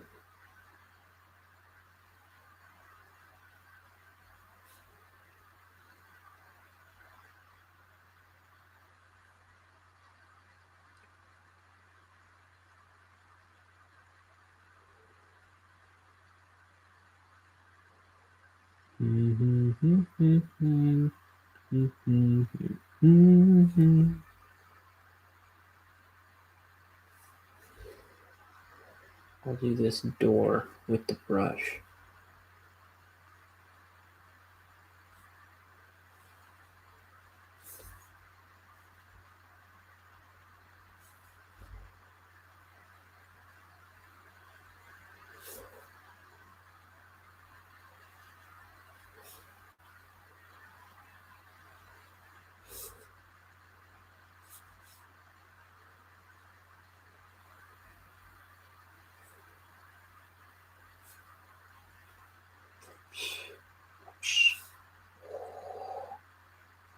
Boom, boom, boom, boom, boom, boom.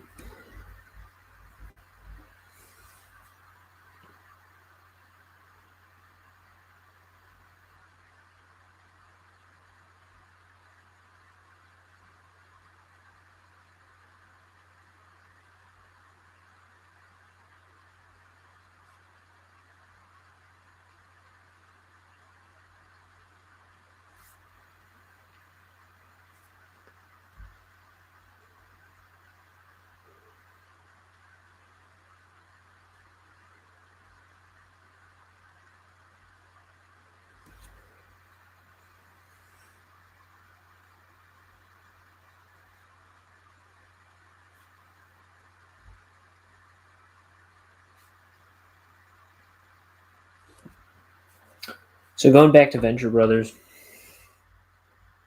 so eventually you find out that the boys are clones, Hank and Dean, the main character, the titular Venture Brothers.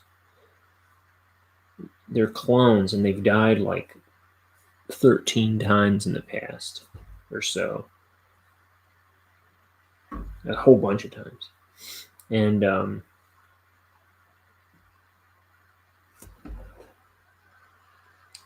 eventually all the ability to clone them is kind of wiped out, and they have to they don't know they don't exactly know that they're clones either. um but it's kind of like their magic power has gone away, and they don't realize how fragile they are.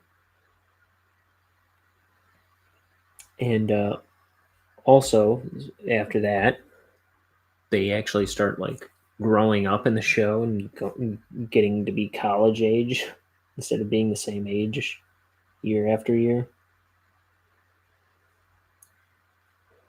And this is kind of set into motion season 3 or 4 or something like that.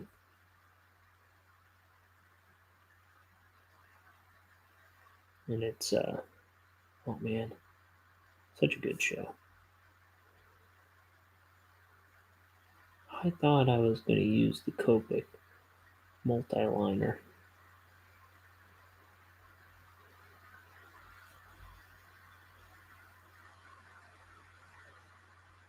Ooh, yeah, definitely time for that. Here, not the SP. I want to use these ones, which get thinner. Go super thin with these.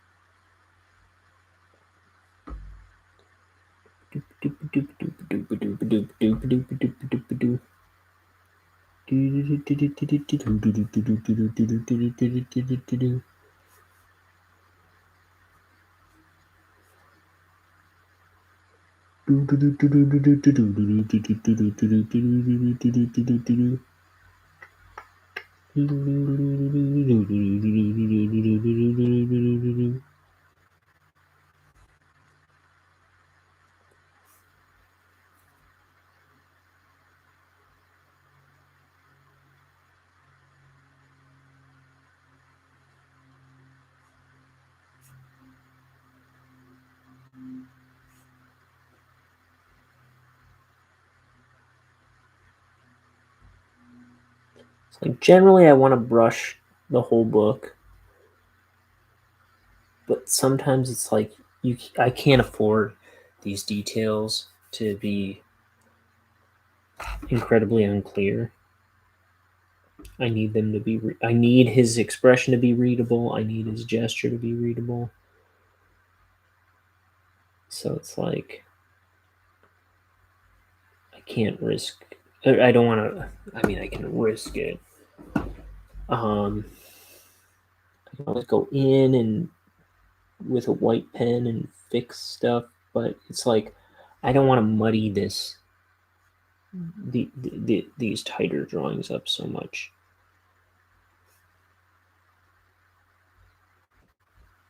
So go with something that'll lay it down clean.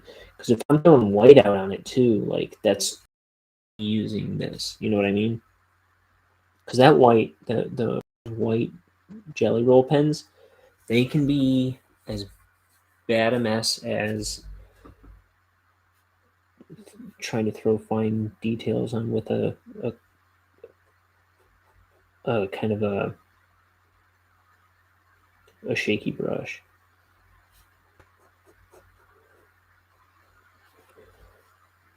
Maybe this I should do.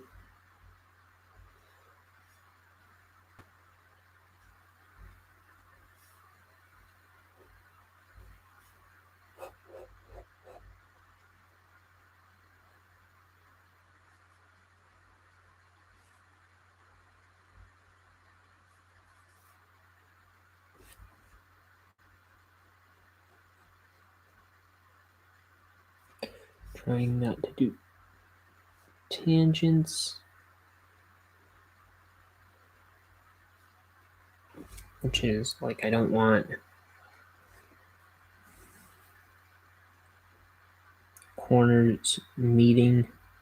Like, I don't want this line to hit that corner. I try to just miss it. There's kind of something going on here that's kind of ugly where that finger rests right against the edge of the carpet there. I don't like that.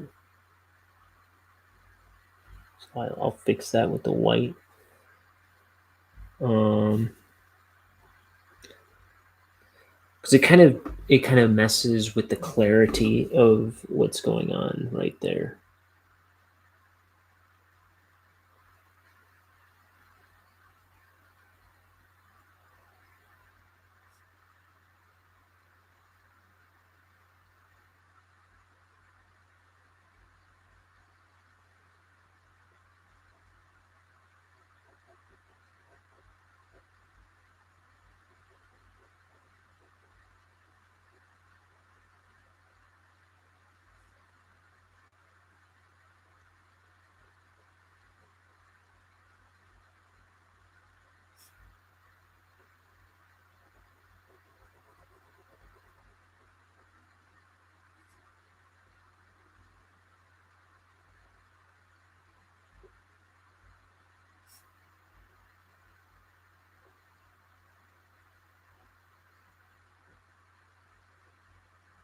Space bricks look just like our bricks. You know? That's interesting. That's very interesting.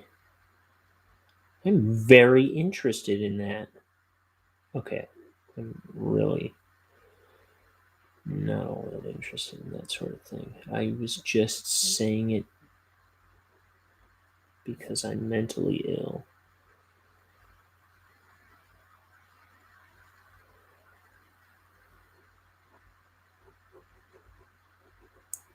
You psychos are like, yeah, I know you're mentally ill. You don't like Star Wars. So guys, grow up.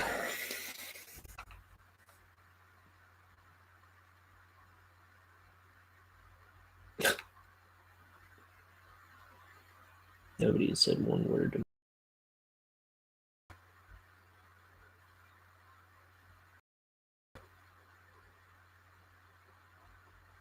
I've gotten my opinions on Star Wars.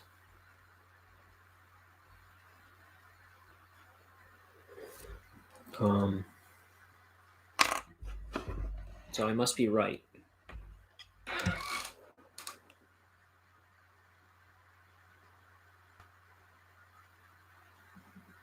Let me see. Does anyone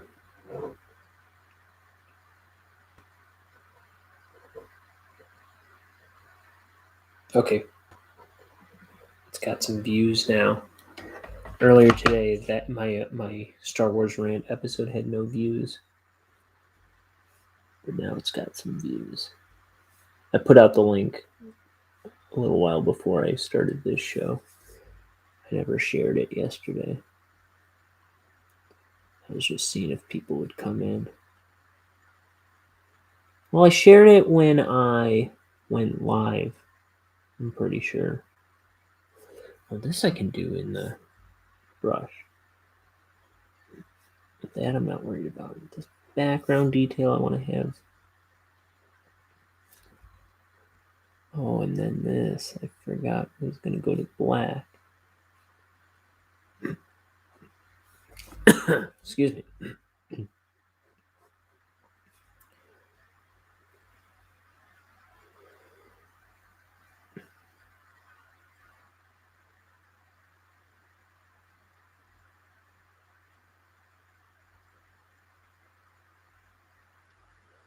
That'll have to do a clean line in.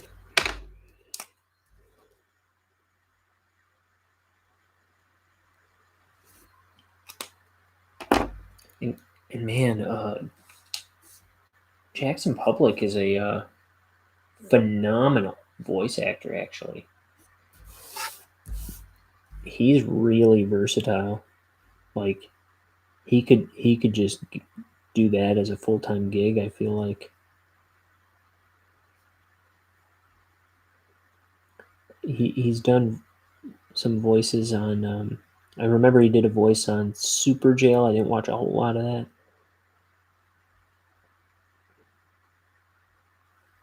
Crazy animation in that show.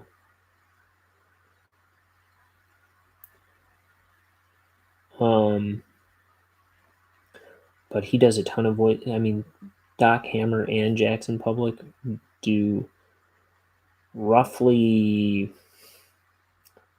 40% of the voices on the show each.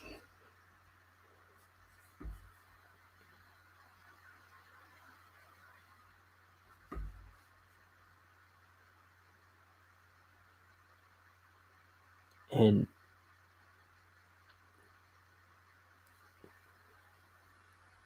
Doc Hammer is good at what he does,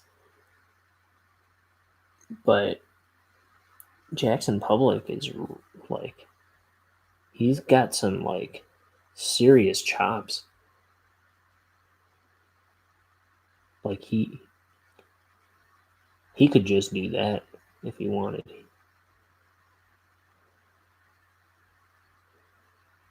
He seems to have no end to the voices he pulls off on that show. Some of them are kind of similar to others, but he does a lot, and I feel like he pulls off some very interesting things. I can't think of anything in particular. Let's see. He does the Monarch. He does Pete White, who's got kind of a,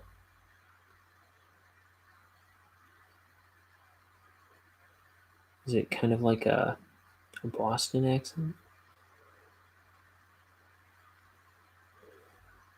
He does Henchman 24. He does Hank Venture.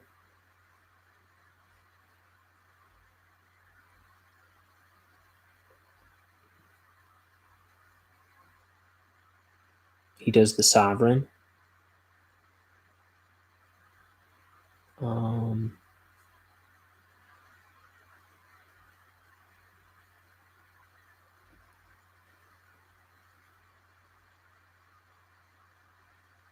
He does Colonel Gathers.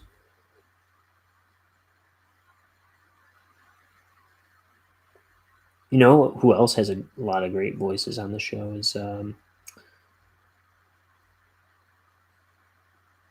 Toby Huss, who played our team strongest man in the world on Pete and Pete.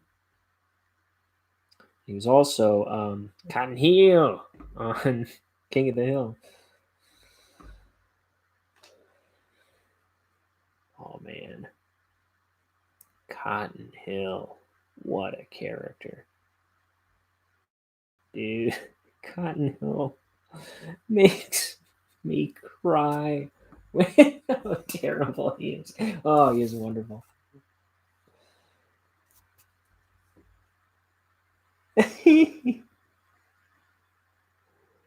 And by the way, I talking about how like insane Charlie Adler. In previous videos on this channel, I talk about how insane the voice actor Charlie Adler is, and listening to Toby Huss on Venture Brothers and thinking about voices that I've heard him do. He is a crazy voice actor too. I mean,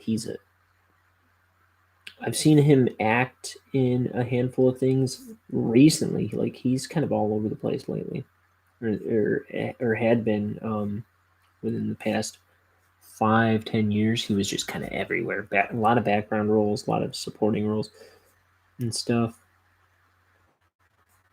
And he's great. I love seeing him and stuff. But he is a wicked voice actor. He just really strange choices that work really well. Like Timothy Traster on Venture Brothers. A lot of strange choices with that character. Plays this character Copycat in the latest season.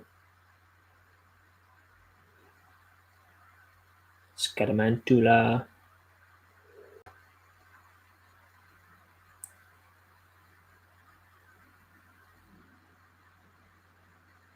I feel like there's another good one that I was thinking of.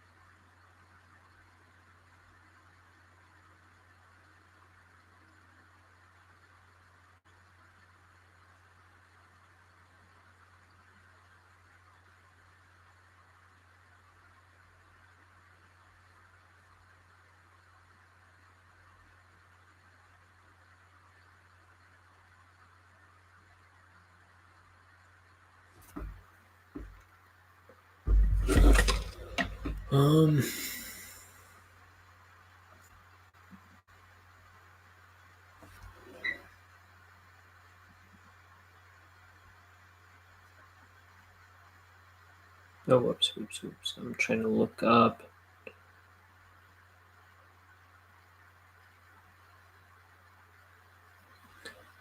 Toby Huss on Venture Brothers. Let's see. General Tracer, Copycat, Scaramantula. That's it. Huh. I thought he had more. Timothy Tracer. He's a General Tracer. Colonel Tracer? General Tracer. He, oh man, he is a riot to listen to.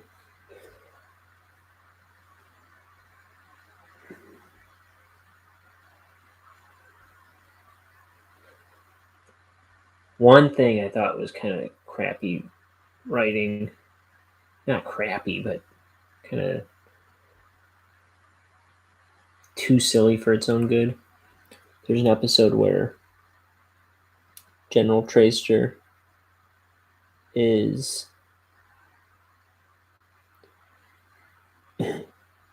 he's talking, he's kind of like having a meeting with all the OSI, all these OSI guys or somebody. Or maybe they're bad guys too, but he's given everybody code names, and everybody's code names are like TV characters from the 90s. But I just couldn't help but feel like Tracer would not be giving out these nicknames. Like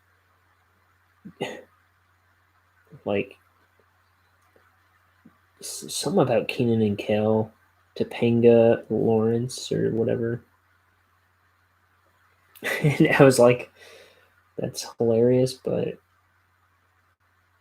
they should have used this joke on some other character. But whatever.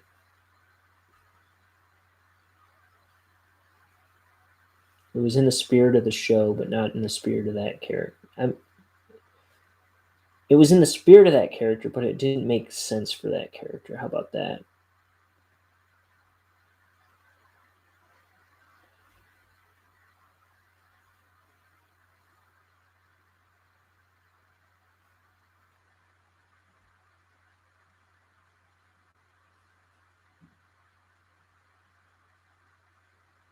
My juicy box.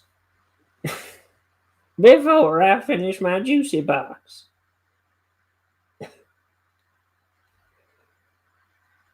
Like, I think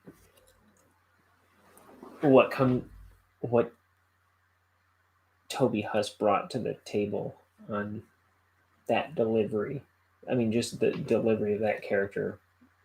I'm sure, I'm certain it eclipsed what was on the page.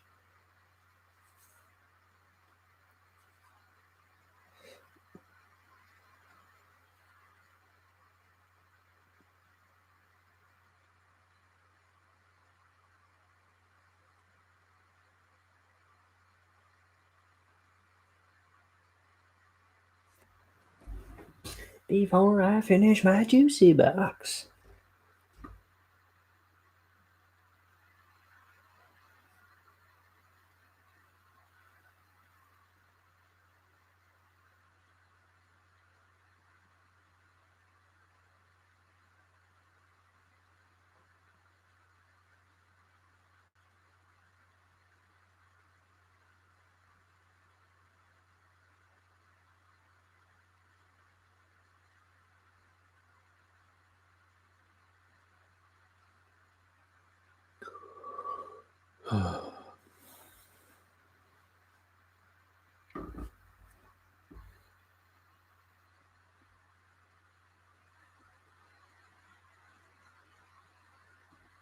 Alien guards.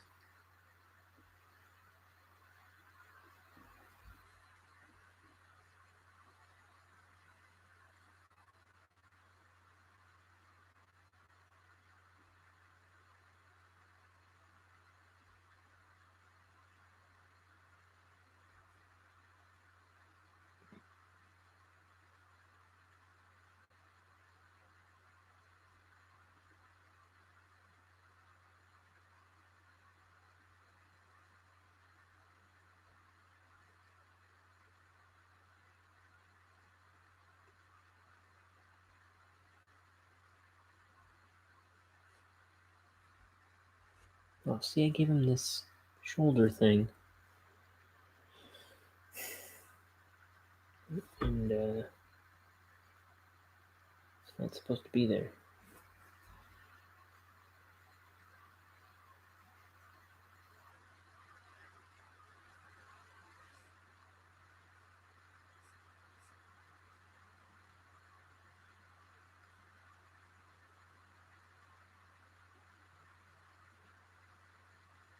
So I've talked about my Bigfoot neighbor before. My neighbor is Bigfoot, I'm pretty sure. Because they've lived there maybe at least a year now. I'm going to say year and a half, possibly 2 years. And I've not seen them once. They park in the garage.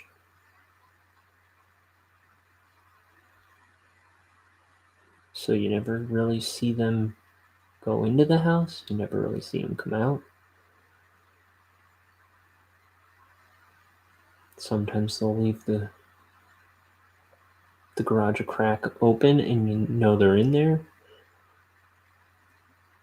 But they don't, I don't know.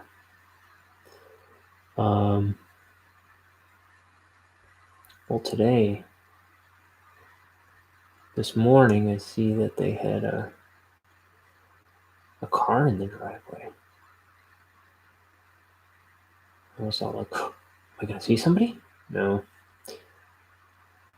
This afternoon, I saw the car was still in the driveway. I was like, am I going to see anybody? No. I'm convinced my neighbor is a Bigfoot.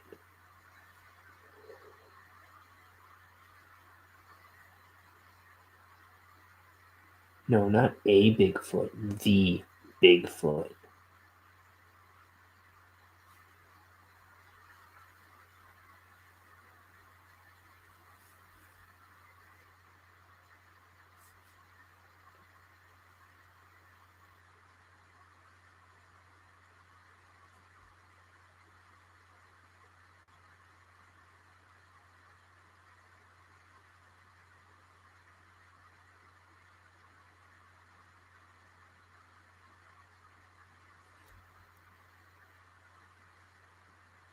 Big windows. This is the throne room. And this has to overlook this.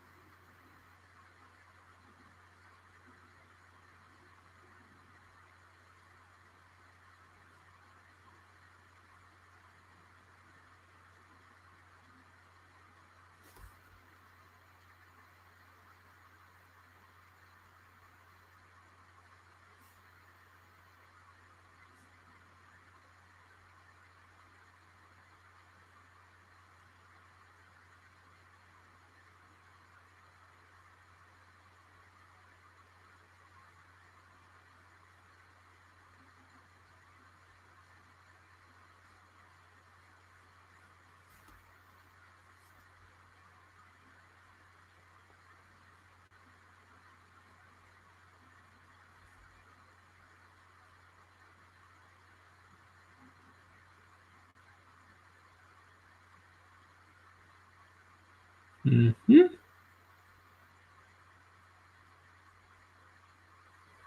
What do you think about my neighbor being a Bigfoot? What's your opinion on that? You got something to say about that? Think I'm a crackpot? Think I'm crazy? Well,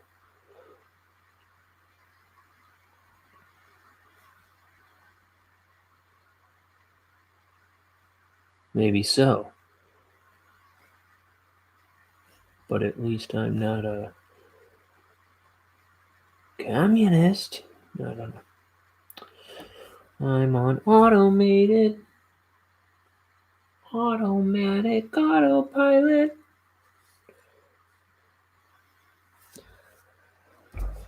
That was a song that They Might Be Giants did for Dunkin' Donuts. I just felt compelled to sing. Actually, I probably sing that one all the time.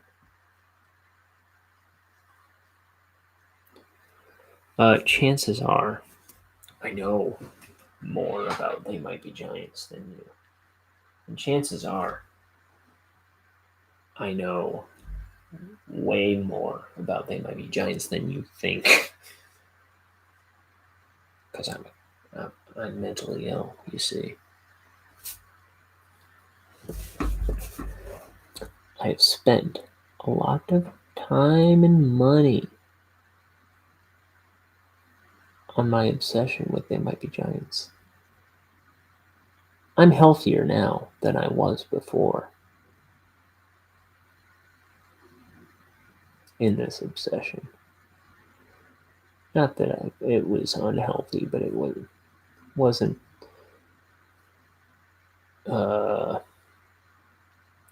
the best use of my life. How about that?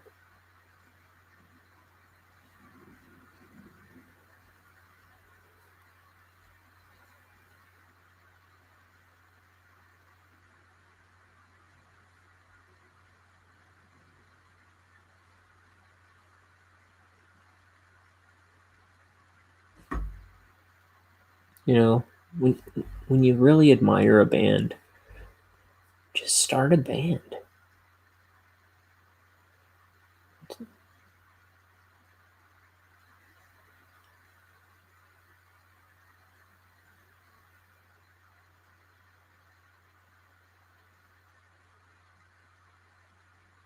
But when you really, I don't know, when you really admire a comic book artist, make a comic.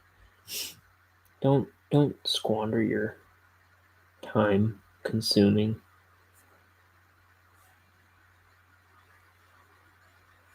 Be a be a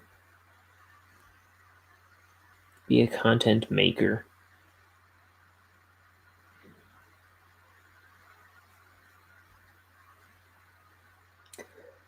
Um,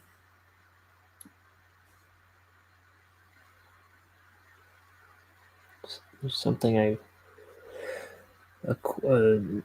quote I heard somewhere that I really like that I might have said on this channel before. Like give more than you take out of life. Just something I really believe in.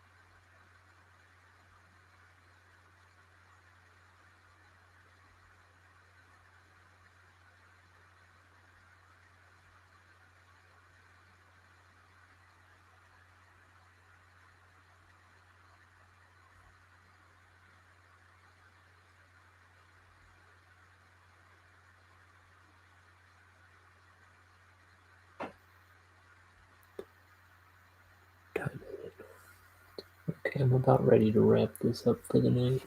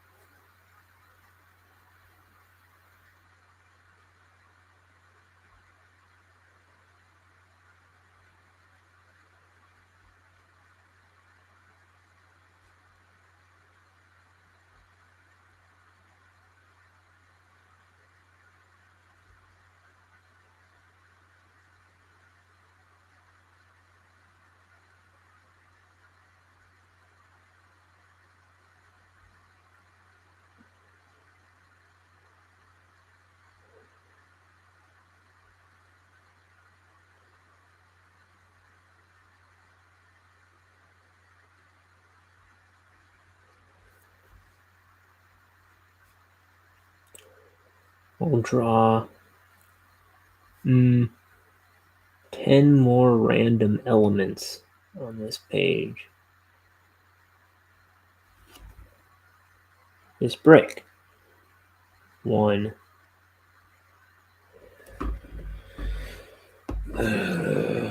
Why did I say that? Oh, this side of the floor. Terrible. This shadow. I don't even know how many of this is now. 1, 2, 3.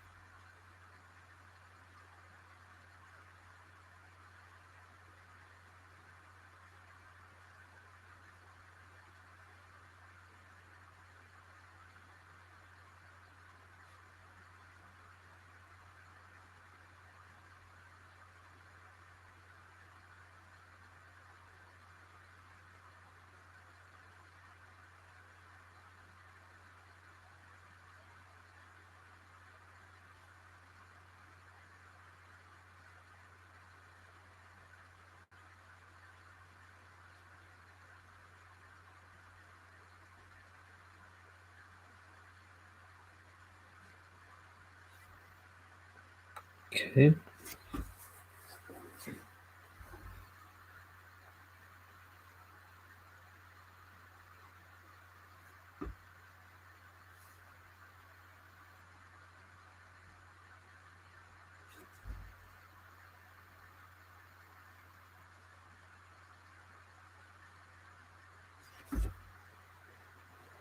Okay. I don't know, about 10 more elements. That was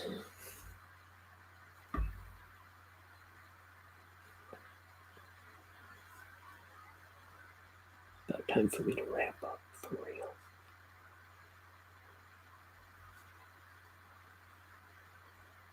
I'm looking at this window and being like, I don't want to do this again right now. Like, it's the last thing I do. I kind of want to. Here, I'll do the cloud in the window. How about that? That'll be cute of me.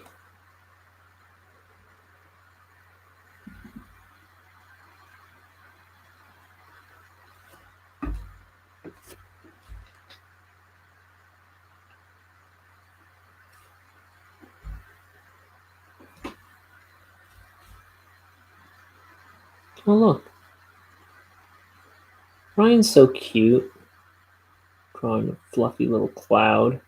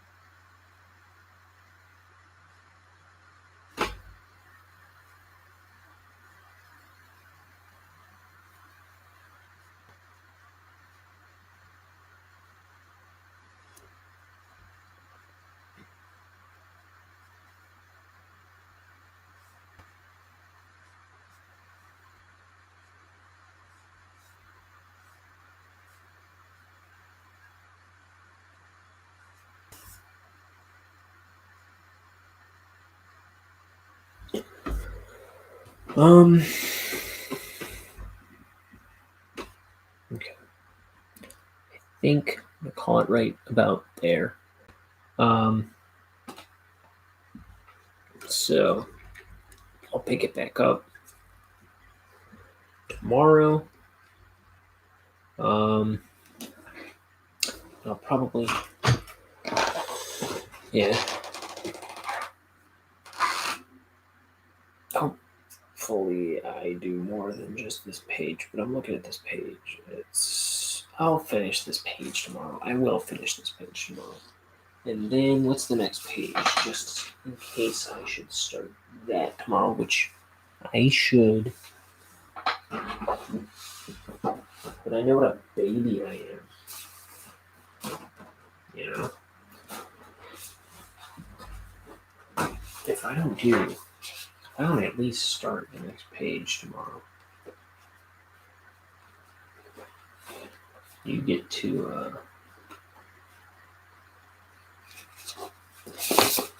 punch me in the gut. There it is. It's like talking to the king of Montana about the orb. There's no orb. Okay. It's some manner of magic. Science magic. All right. I'll see you tomorrow. I'll come on around noon tomorrow. I think is what the plan is. Noon Central Time. And so yeah, I'll have that. In the meantime, Draw your own comic. Write your own comic. Come on, you got some catching up to do. And if you need ideas for some entertainment, not that you should be squandering all your time on entertainment, but go check out what I talked about yesterday. Clone High. Go check out some Simpsons, wherever that's sold. Oh, Disney Plus. Weird. And Venture Brothers. Dude, why haven't you checked out Venture Brothers yet? Go check out Venture Brothers. Get past season 1. Get in there. But also, more importantly, make your own damn Venture Brothers and draw a book. Okay, I'll be back here drawing a book tomorrow. Okay. Take care, loves. Be good to your mother. End world hunger. It's up to you. You.